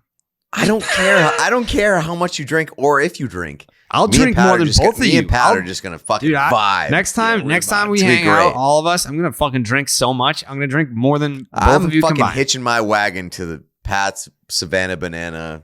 We're gonna have a great time in Boston, Pete. Hell yeah, brother. Yeah, you want to talk about great times? Wait till you see how much I drink when we go out. ready to die. You specifically requested that if we can go out as a group as long as no one speaks to you or Tyler. Yeah, but Jared's gonna be like a sophomore in high school, being like, "Check this shit out." Yeah. He's chugging a fucking handle of Captain Morgan's. yeah, there's a reason why I don't want to talk to anyone. It's because I'm busy drinking. I'm gonna be so just drink heavy. You sound like an expert. Yeah. Like I'm gonna have a drink in one hand, and then the other hand is gonna be a drink, and I'm gonna be drink 'em. drowning in these drinks. Yeah. Bitch. Yeah. You should see how much I'm gonna drink the next time we all hang out. I don't think you get it. I don't think you're ready for how much I'm going to be drinking. No one is. No. And the thing that's crazy too is that I'm going to start drinking before we start drinking. So when I show up, I'm going to be like, damn, I had some drinks already. And then you guys are going to be like, just starting out and be like, pussies, check out how many drinks I'm going to have right now. Can't wait. The Red Sox are already going to be down 8-0 because it's going to be a home game and I'm going to be going. And they're going to be like, oh, fuck, Pete's coming. We're down 8-0 by the time he gets into the fucking Fenway. Yeah. Tyler, do you drink? No, No, you don't. I drink. I can tell, obviously. Yeah. Listen, I'm willing. I'll take my lumps. I'm willing to learn. Pete, Jared, from what you say, you have a lot to teach me. But Pete, Pat, I'm willing to fly underneath your wing if you can point me in the right direction. Take me where I need to be. Yes. Oh, we got you. Guide me, please. I can hang. I think. I hope. Absolutely. What is your, if you were to drink, what is your drink of choice currently? Legit, I don't even think I've ever had like a legit hard drink. I've only drank beer. I do my usual favorite kind of thing. I prefer I'm a smoker. I'm more in that kind of range. Those are the things I kind of lean towards. But I'm willing to learn. I'm willing to, like pot? Yes, a lot. You smoking pot, Tyler? A little bit. A little bit. Yeah. Wait till you see how much Jared smokes next time you hang out with him. Tyler, wait till you see all the weed I smoke. Oh, is this like the alcohol? Yeah, I do all of it. Yeah. He dumps the weed in the alcohol. It's crazy. Whoa. Yeah. Yeah. No one usually does this, but what I'll usually do on like a Friday is I'll just take like an ounce of weed and put it in a blender of vodka and then make a vodka weed smoothie and just pound it. I knew you were experienced. That's just what I fucking warm up with. Absolutely banged up. Yeah. Yeah. Like everyone's like, oh, damn, is that like a celery smoothie? And I'm like, no, it's vodka and weed. Wow. Just brown and it smells terrible. Jared's like, hell yeah, brother. Yeah. Yeah. You want to hit this? Yeah. That's just, I'll do that on a Tuesday. I don't even need a Friday for that. What do you call that creation? I don't really have a name for it. I guess we could probably ask the audience what I should call it, but yeah, I mean, it just kind of fucking, it tastes like pine needles. Like I might as well call it a Christmas tree is what it is, because it's lit. What's Jake's deal? Pat's face. Jake, what do you get into? I've been known to slam a couple back. Yeah, he is. Yeah, every time I go out in Southie, I know that like Jake will be out there. They'll just be sucking down some ice cold Coors Lights. Yeah, he drinks. Everyone here drinks. So that's why we're a fun podcast. Ooh. I bet we sound really cool. Literally crying at the idea of Jared throwing flowers into his fucking blender with like a couple Coors Lights. And having himself a Friday night. Yeah. Yeah. All I'm going to say is like, if you don't do that, you're kind of a pussy. So. All right. Good to know. Anyways, we like Mazz on the broadcast. Thumbs up. Fuck yeah. I love Don Arcil liking hate tweets of like he doesn't give a damn. Yeah. I mean, you'd be hard pressed to find someone getting more of a raw deal But yeah, I mean, at he's the end getting of a the pretty day, good deal now. He lives. yeah, in that's what fucking I'm saying. Like Don's San living the dream. Diego. You see that video of Don out Yes. and like it was like a pool party and he's just out living like trust me, he's okay. You can miss him, but at the end of the day, he's in a better place. I don't think anyone's That's the ever only want to thing- break up more. That's the Yeah. only thing that makes me feel okay. Like it would make me feel upset if like Don was booted out of Nesson and like had to go to fucking I don't know, like Baltimore or like Tampa or something, and was just like where even like Tampa, a place, like you can live in Tampa and stuff. Like even because when Don got there, the Padres weren't good. No, I know, but like they became good and now people care.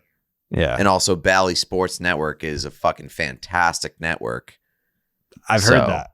That's right. So Where like, is like baseball broadcasting purgatory? Where would that be? Cincinnati. No, that's where the I don't know if I'm going to put this headset on again. Guy came from Marlins. Marlins. Yeah, Well, you still get to live in Miami though. I'm saying like you're right. calling. What's like what's Dallas's the worst job? Dallas's job. That's the Oakland? worst job. Yeah, Mm. you have to live in Oakland. The A's are going to Oakland's not suck a this bad year. place to live though. The stadium sucks. Oakland sucks, and the team is going to suck this year. Dallas is in. Oakland's not a terrible place to live. I think like Have you Cincinnati been might to be worse. Oakland? Have Yes. you been to Oakland? Yes. It's on Oakland it's sucks. right by the bay.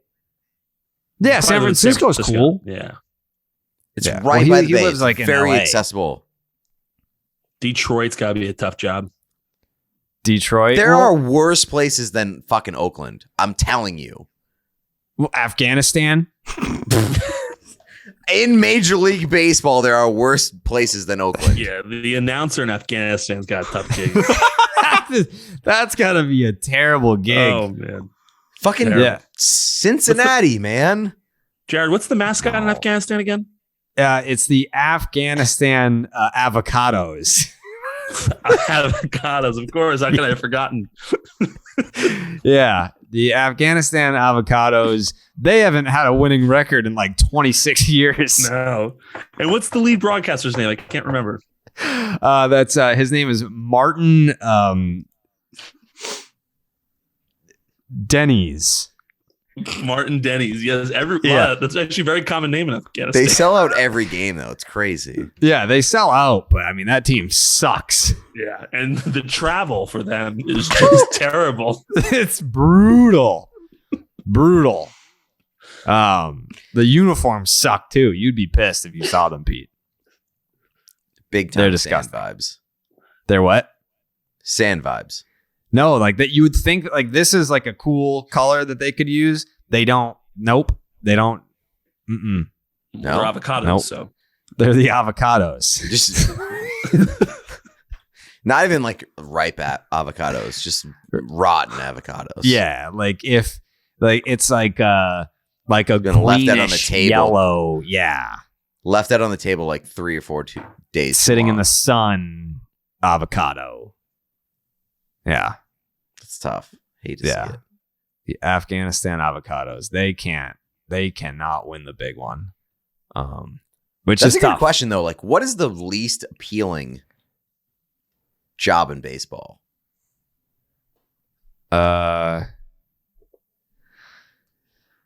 Pittsburgh?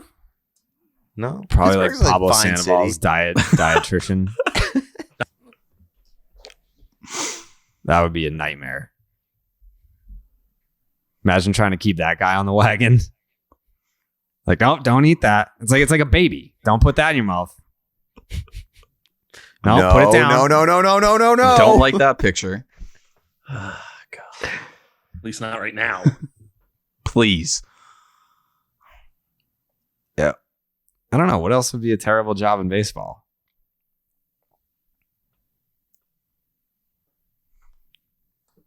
I don't know.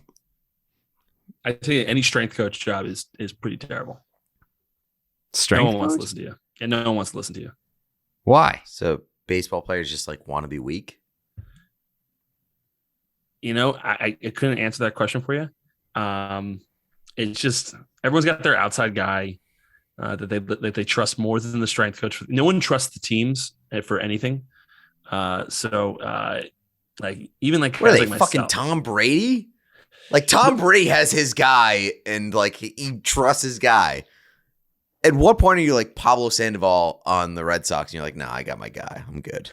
It's amazing how little power like these guys have over these athletes that are getting paid millions of dollars. Like, no, we're not going to do it. Eventually, it does get to a Pablo Sandoval point where the ownership steps in and stuff like that, and they just get rid of them. But people just don't want to listen to these. And also, to be fair, baseball teams don't. Nothing against anyone that ever coached me, so I'm not ratting anyone out right now. But baseball teams don't take it seriously, so they don't hire the best guys. They have very medium level coaches. Mm-hmm. Like some of the stuff we do. Yeah, some of the stuff we used to do in some of these organizations is absolutely ludicrous for a baseball player to be doing. What do you mean, like in terms of like exercises? Yeah, like in Pittsburgh, for example, like you would do boot camps. And like you're running around hula hoops, and it's like what's going on here? Why am I am in my mid-20s here? I cannot be running around hula hoops. I'm an adult. I have a reputation to maintain that I play like at a high level of baseball. I'm not running around these things. They make you run around hula hoops? They had weird stuff. Incredible. Like did you see that? I made a TikTok either a year or two ago. They were like you had to like jump on a truck tire and then try to catch a fly ball. The fuck does that do? Most ridiculous fucking thing I've ever seen in my entire life. Like you're just making shit up now. Like it's just ridiculous. They don't. It's just not, Pat running around a truck tire yelling, "I'm an adult," and then screaming, "I got it!" Like it's the most ridiculous shit. So yeah, it's just not as like. I went through either my brother, because my brother's a strength coach for the Lakers when I was playing, or I would go through Boris guys. That's crazy. I very like my AAA strength coach in Boston. I think wanted to murder me. I think I might be his least favorite player of all time. Like he would go in and be like, "Hey, Patrick, we're doing this workout." I'd be like, "No." So you were a problem. You were a diva. Were you a diva? Would you describe yourself as a diva? To a certain extent, yeah. You were. The thing that happened with me was I had, in my opinion, a coach that fucked me in the head after my Gwinnett outing in AAA. And once I finally recovered from that, I swore that to myself that I would never let another fucking fuckhead coach screw with me. So that's what I did. If I didn't think you were good at what you did, I did not listen to you in any way. I was making sure that I spent as much time as I could do in the big leagues because I knew I was a ticking time bomb. I knew my little Band-Aid to fix my fastball good enough wasn't going to last forever. Sure enough, it didn't. But I didn't listen to anyone except for the people that like I knew 100% were in my corner. Were you like on an island being like defiant, or were at times?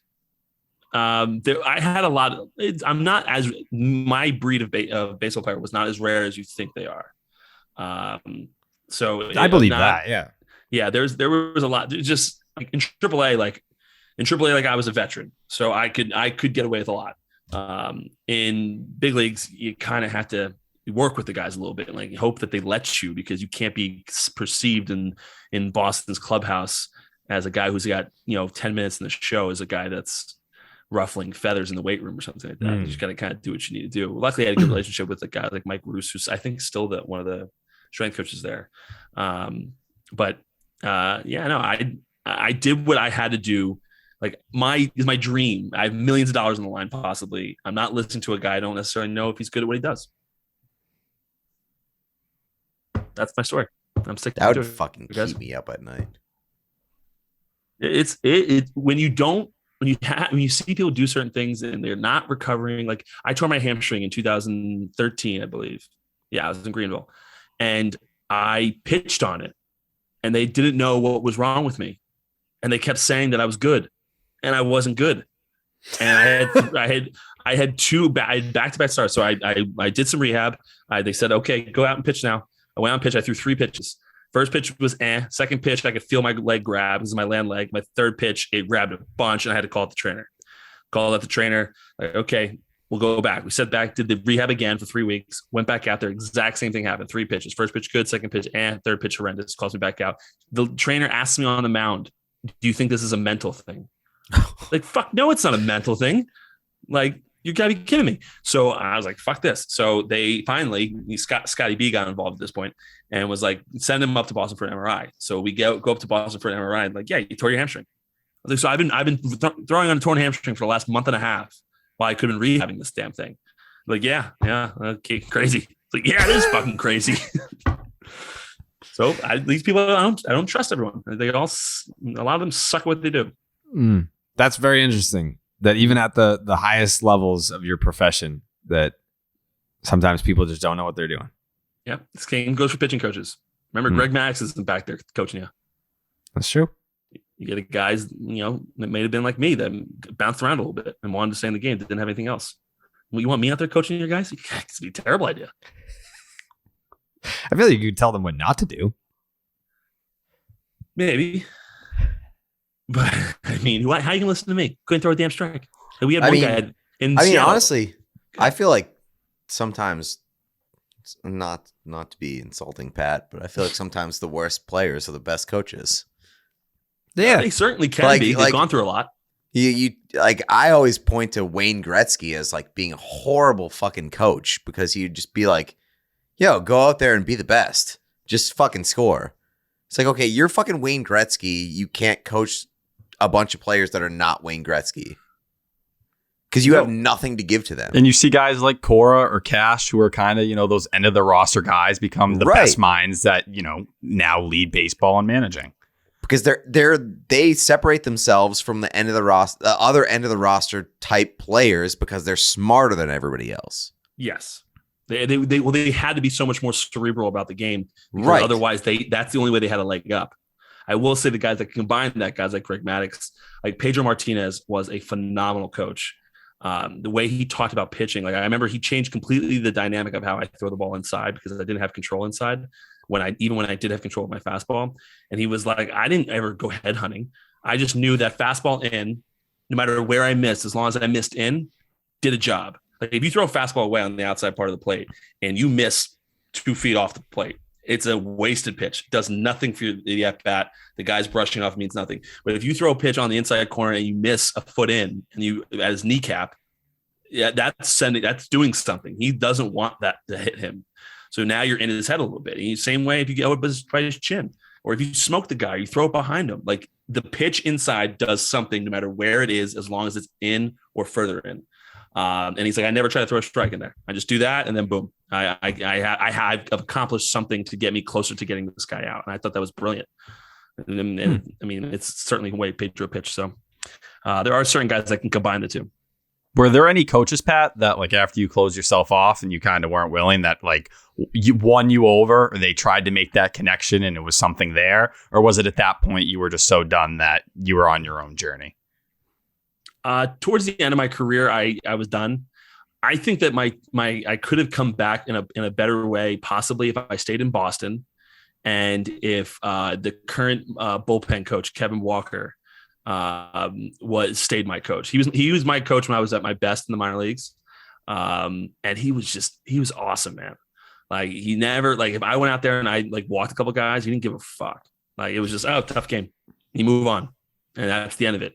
And then I went to AAA, and there was a much more. I always avoid mentioning his name. Anyone could really find out his name if you really wanted to, but he was a much more cerebral coach. And I blew my first ever career, my first blown save against Gwinnett. And I can't remember what the stat line was, but I blew I walked a few guys. And the next day, we were like in his office, like talking about the 2 walks for like 45 minutes, and I was just spiraled after that. And I like never. How do you talk about 2 walks for 45 minutes? Like, what were some of the points? He's trying to break you mentally. Yeah, I don't know if you've ever met this gentleman, but he can really talk. Like to this day, BJ, our dear friend, our close personal friend, as Stephen A. Smith would say, Brian Johnson still blames him that if I never ran into him in my career, that I might still be playing. Really? Yeah, it's that bad.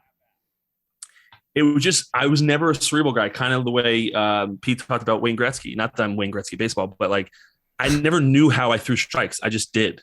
Like I never knew how I struck guys out with my splitter or anything. I just did it. It was like, all right, fastball away. I go do it. And then you start thinking about it. You're like, okay, well, those 2 walks is what keep me out of the big leagues right now because everyone's talking about me going to the big leagues at the time. It's like, all right, well, let's lock this in here, And now you're thinking about, okay, well, I pulled that pitch a little bit. Now you start all of a sudden now that fastball's 1 inch off the plate turns to 3 inches, and then you start thinking, well, why was that 3 inches? And then you try to overcorrect. Now you leave one arm side, and the snowball goes and goes and goes. And next thing you know, you have the yips, and you're playing in Puerto Rico. In winter ball, trying to put the pieces together. Savannah Bananas are offering you a contract. It's crazy. I'm still mind fucked at 31. So interesting.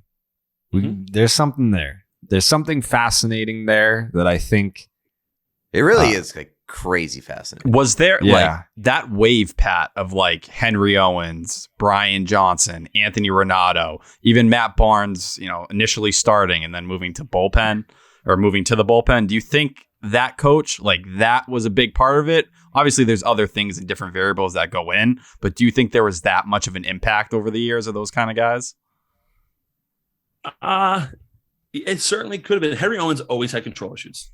So he was never a guy that I thought maybe been impacted by a particular coach that in a negative way. He might have been, and maybe he could have got a guy that really helped him. But I mean, you're talking about, even in that class, you had, like I said, you had Renato, you had Owens, you had Barnes, you had me, you had BJ, you had Workman. You had, and Renato was supposed to be like a big deal. Like when he was coming out of LSU, I remember like, are they gonna like they drafted him, but are they gonna be able to sign him? And like they're gonna have to throw all this money at him so that he actually signs, and nothing. Yeah, I mean, after his sophomore year, after he won the College World Series at LSU and was like the stud. People were talking about he was the only one that could possibly compete with Bryce Harper to take 1-1. Like he was a guy. And we had a lot of guys. I mean, between all of us, we had some really good arms in there that I thought Ben Sherrington did a great job with our farm system. And Workman panned out pretty good. Who else? No one else did. Henry Owens did okay for like a month. It just, no one ever panned out. I never thought Henry was going to be that good. Can I ask a question? Do you like when you get like go into camp and you hear about like the contracts that guys sign, do you like attach the numbers to those guys? Like, do you sort of like attach the expectations with the contract? Like or the no? big league guys are signing like $100 million deals? Yeah. Oh yeah. Yeah. Yeah, it's talked about the whole time. Everyone talks about each other's contracts. Really? Yeah. Okay. Like no matter what you do, like if you make any type of money joke, like people are on you if you're like $100 million guy. So it's the money is just constantly around it. Everyone talks about it. So it's attached. In that context, do you think that like Story is getting any shit right now, like being the new guy, or like? Hard to say because I don't know Trevor's personality well enough to know if he's already really blended in with the group and if he's a guy that people think they can fuck with. Like I was always a very vocal guy. Like everyone knew you could pretty much say anything to me. And I'd go back at you. But like some guys, you don't do that to. Like I never fucked with Vázquez. Yeah. Like every now and again, like me and him have inside jokes. Like when I was in AAA and he was, he always like, he made one joke about me, like for me to go make him a sandwich. And instead of like being like, oh, fuck you, he had a sandwich at his locker for the next like 2 weeks. I made him a sandwich every single day when I got there and I left it there for him. Oh my God. That's crazy. Cause at that point you're equals. Yeah. Like he had won a World Series roster. Yeah. No, he was just a AAA guy trying to make it just like I was. And he's funny. That's how Vázquez was though. But Vázquez was just always a more serious guy. Like even when I was coming up in the big leagues and he was a rookie, like he didn't really have a lot of showtime. Like he's not like I'm pitching to Veritek. I could have shaken Vázquez off, but because he was such a serious guy, I felt like I couldn't shake him off. I feel like if I shook him off and I fucked up, he'd be pissed at me. And I have to go make him more sandwiches. Did he ever say thank you? No, I don't think so. I think he always threw it out. Just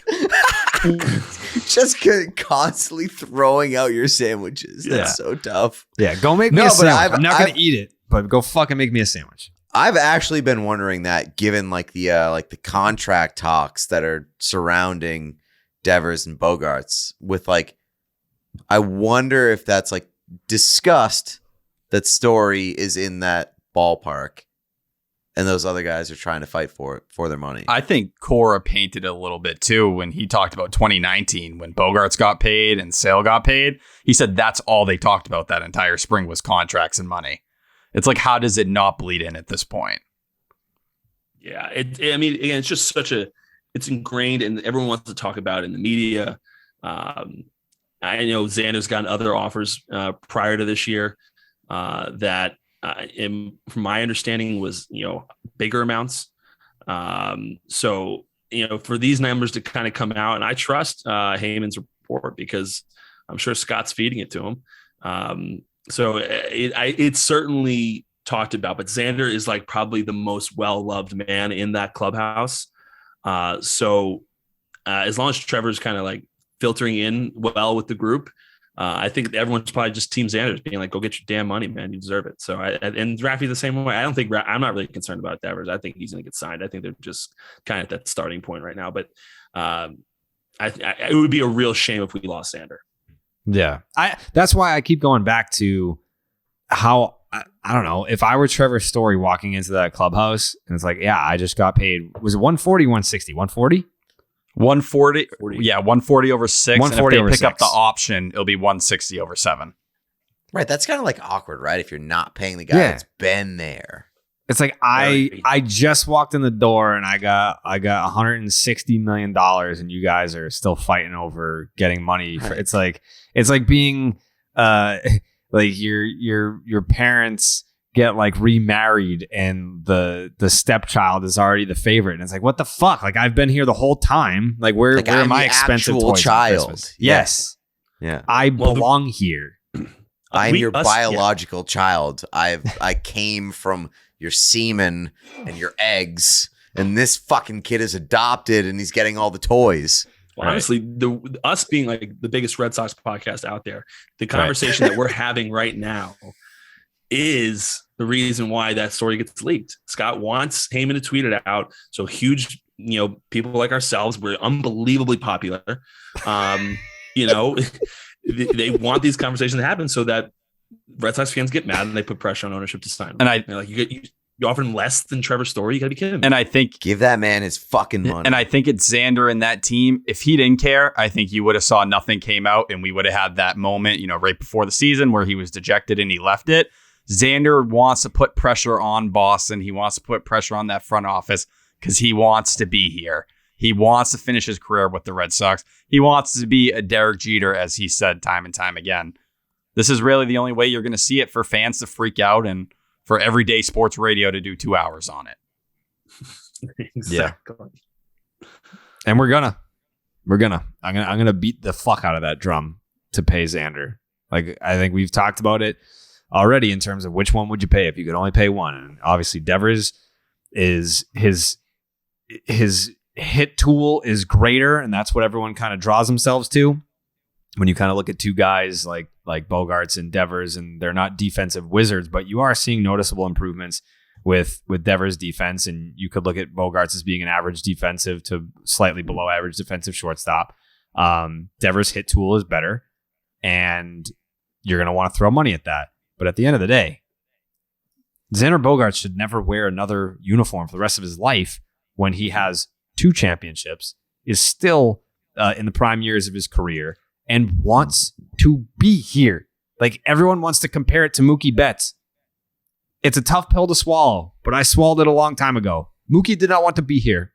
He didn't want to be here. It doesn't work out when you just throw money at guys that you want to be the top bidder so that they stay. I don't care how talented you are. If you don't want to be here, there's the door. You take a guy like Xander Bogaerts who wants to be here, who has proven that he can win here. You keep those guys. And David Ortiz talked about this all the time when he played here. Time and time again, and Coley mentioned this. I think we had this conversation on Section 10 with Coley Mick. Holy shit.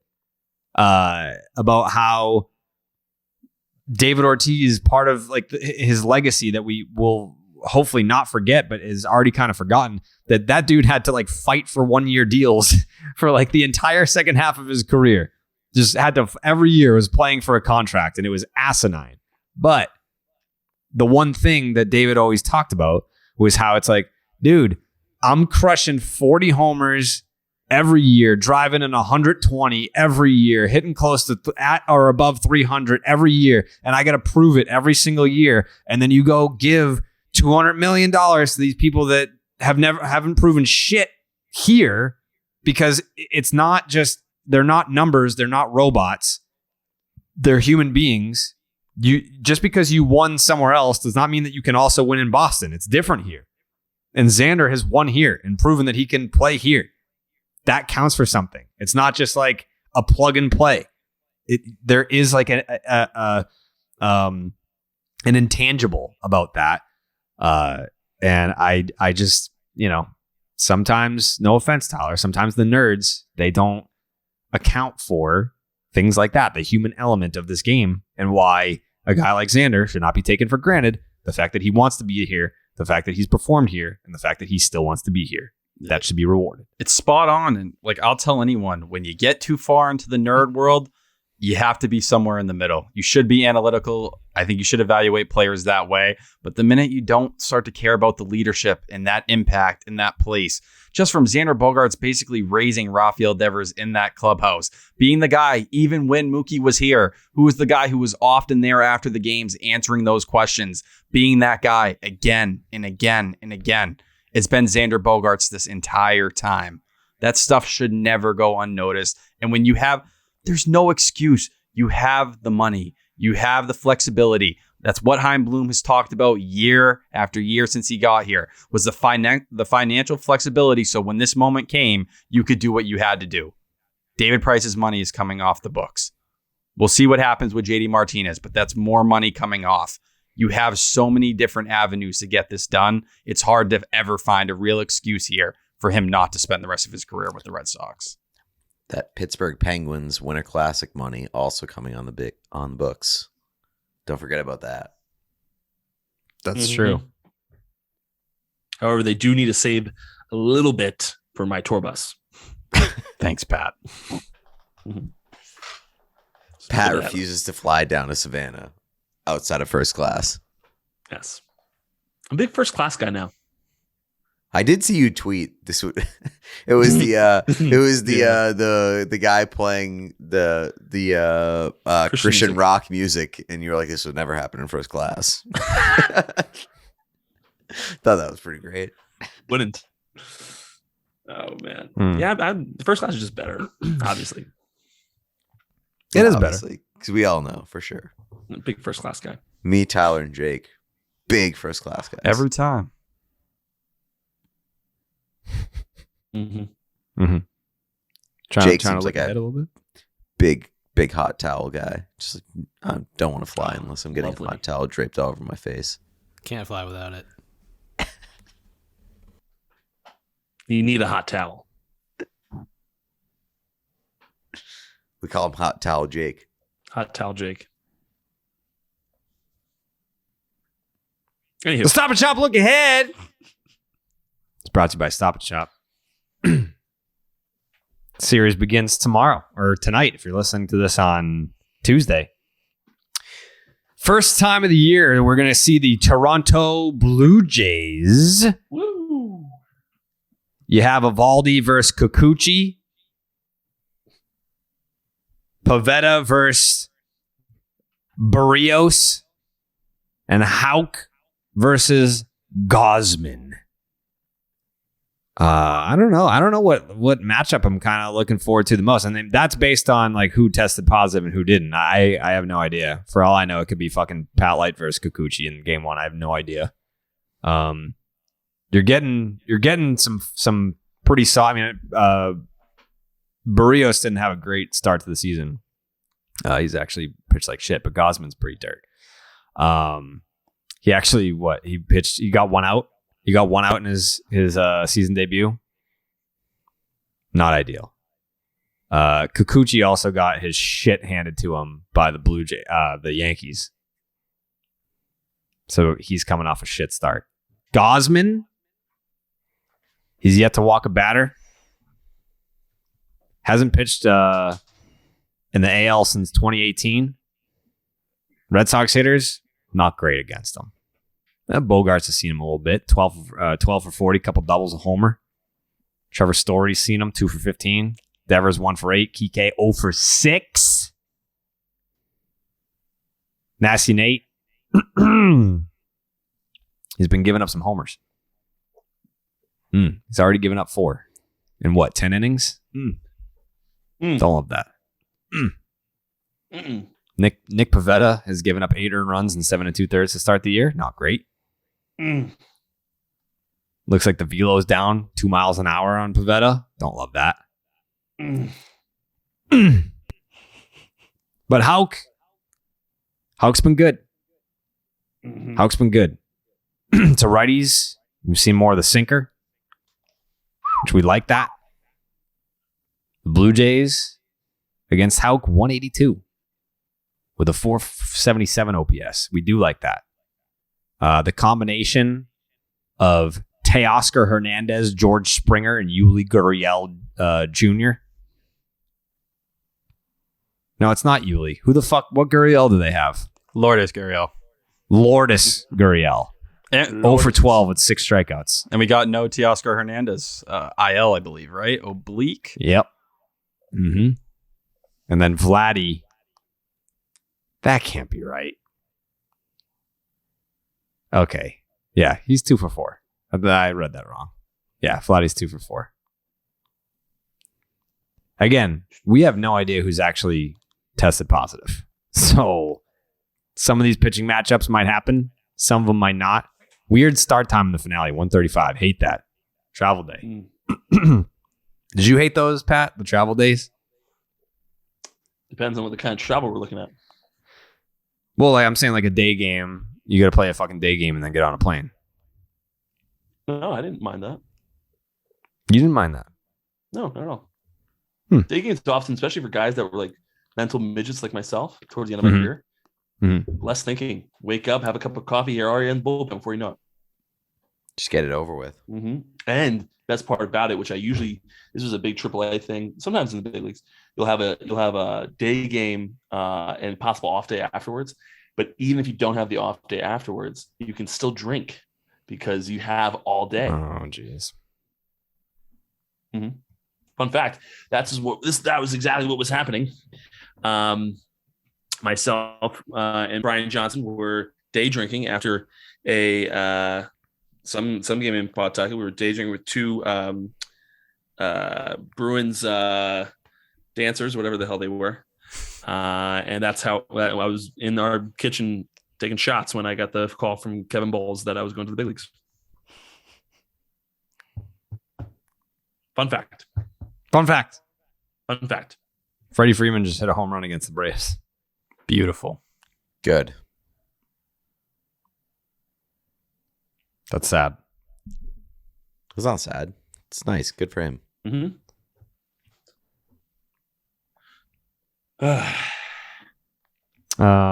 Any final thoughts here? Are we doing our series picks? Predictions. Yeah, that's what I was. Yeah. saying. Well, I think. Yeah, we can do them for real because we were all joking before. Yeah, joking. It was a joke. Pat, why don't you go first? Because you're the defending champ. You got it right. For the Twins. I am going to. Obviously, I was joking earlier when I said that the Blue Jays were going to sweep us. Yeah. However, still with looming COVID news to come out that I'm still unfamiliar with. I think the Red Sox lose the series, but I think they sneak a win in there. I think they sneak a win. I don't mind our pitching matchups. I think our line can compete with anyone depending on COVID. So I think we sneak out a win. I think we take. It's 3 games, right? Yeah, 3 games. I think we take 1 of 3. So when we go 1 and 2 in the series.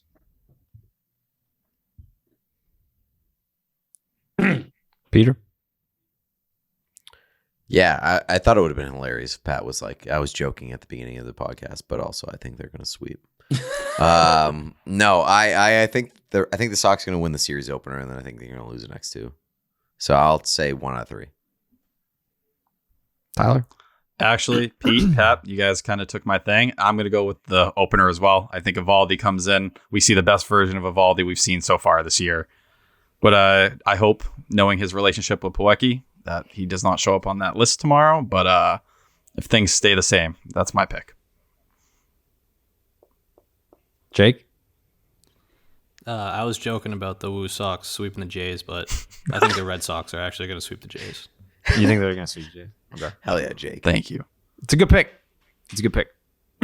Jared. I think the Sox take 2 out of 3. I do. I think they bookend the series. And that is probably not going to happen, but that's still my pick. I'm going with my gut here, because sometimes baseball just said no. Yeah, sometimes baseball doesn't make sense. It's one of those things where you just never know. So why not us? That's that's the new motto. Why not us? We're gonna be the first team to use that. Sox 2 out of 3. Why not us? What's that face for, Patrick? You don't think 2 out of 3 is realistic? I think it's realistic. I think this lineup can compete with any team in baseball. Yeah. But that's if they we have need to get better pitching. But I mean, if I pick they're going to take 1 out of 3, I certainly think 2 out of 3 is on the table. But again, I see an up and down team in Minnesota. I've seen an up and down team all year. Toronto's not as up and down as we are. So I give the nod to them in the series. Those bats can get cold, man. Mm-hmm. It's in Toronto. Yeah, it's in Toronto. It's because some of these guys can't go.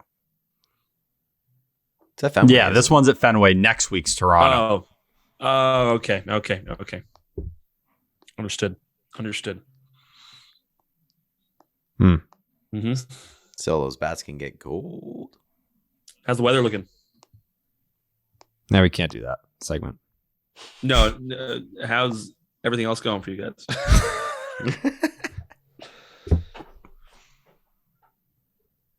Let's look at that. Let's see. Is it fucking raining right now? What the fuck? I'm gonna be in Miami, so You're gonna be in Miami. Tuesday, rain. Wednesday, sunny and 58. Thursday, 61. Ooh, that's nice. yeah. Yeah, look at that. Why don't you cancel that trip to Miami and come on down to Boston, Massachusetts? It'd be up to Boston, but no. All right. Okay, we'll see you after the Blue Jays series, where the Red Sox are gonna do it. They're gonna do it, and we are gonna break it all down for you after the game. So see ya fucking Thursday night, Friday morning. Well, thanks for also Wednesday is the Jerry Remy tribute game. Yeah. I'm going to pop in for that. I don't know if I'm going to stay for the whole game, but I definitely want to pop over there and see what they do for Jerry. So if you want to catch that, I'm sure Nesson's going to run it. Be sure to tune in early, and hopefully the Sox win it. And when they win it, we'll be here to discuss it. So we'll see ya. Buenas noches, amigos.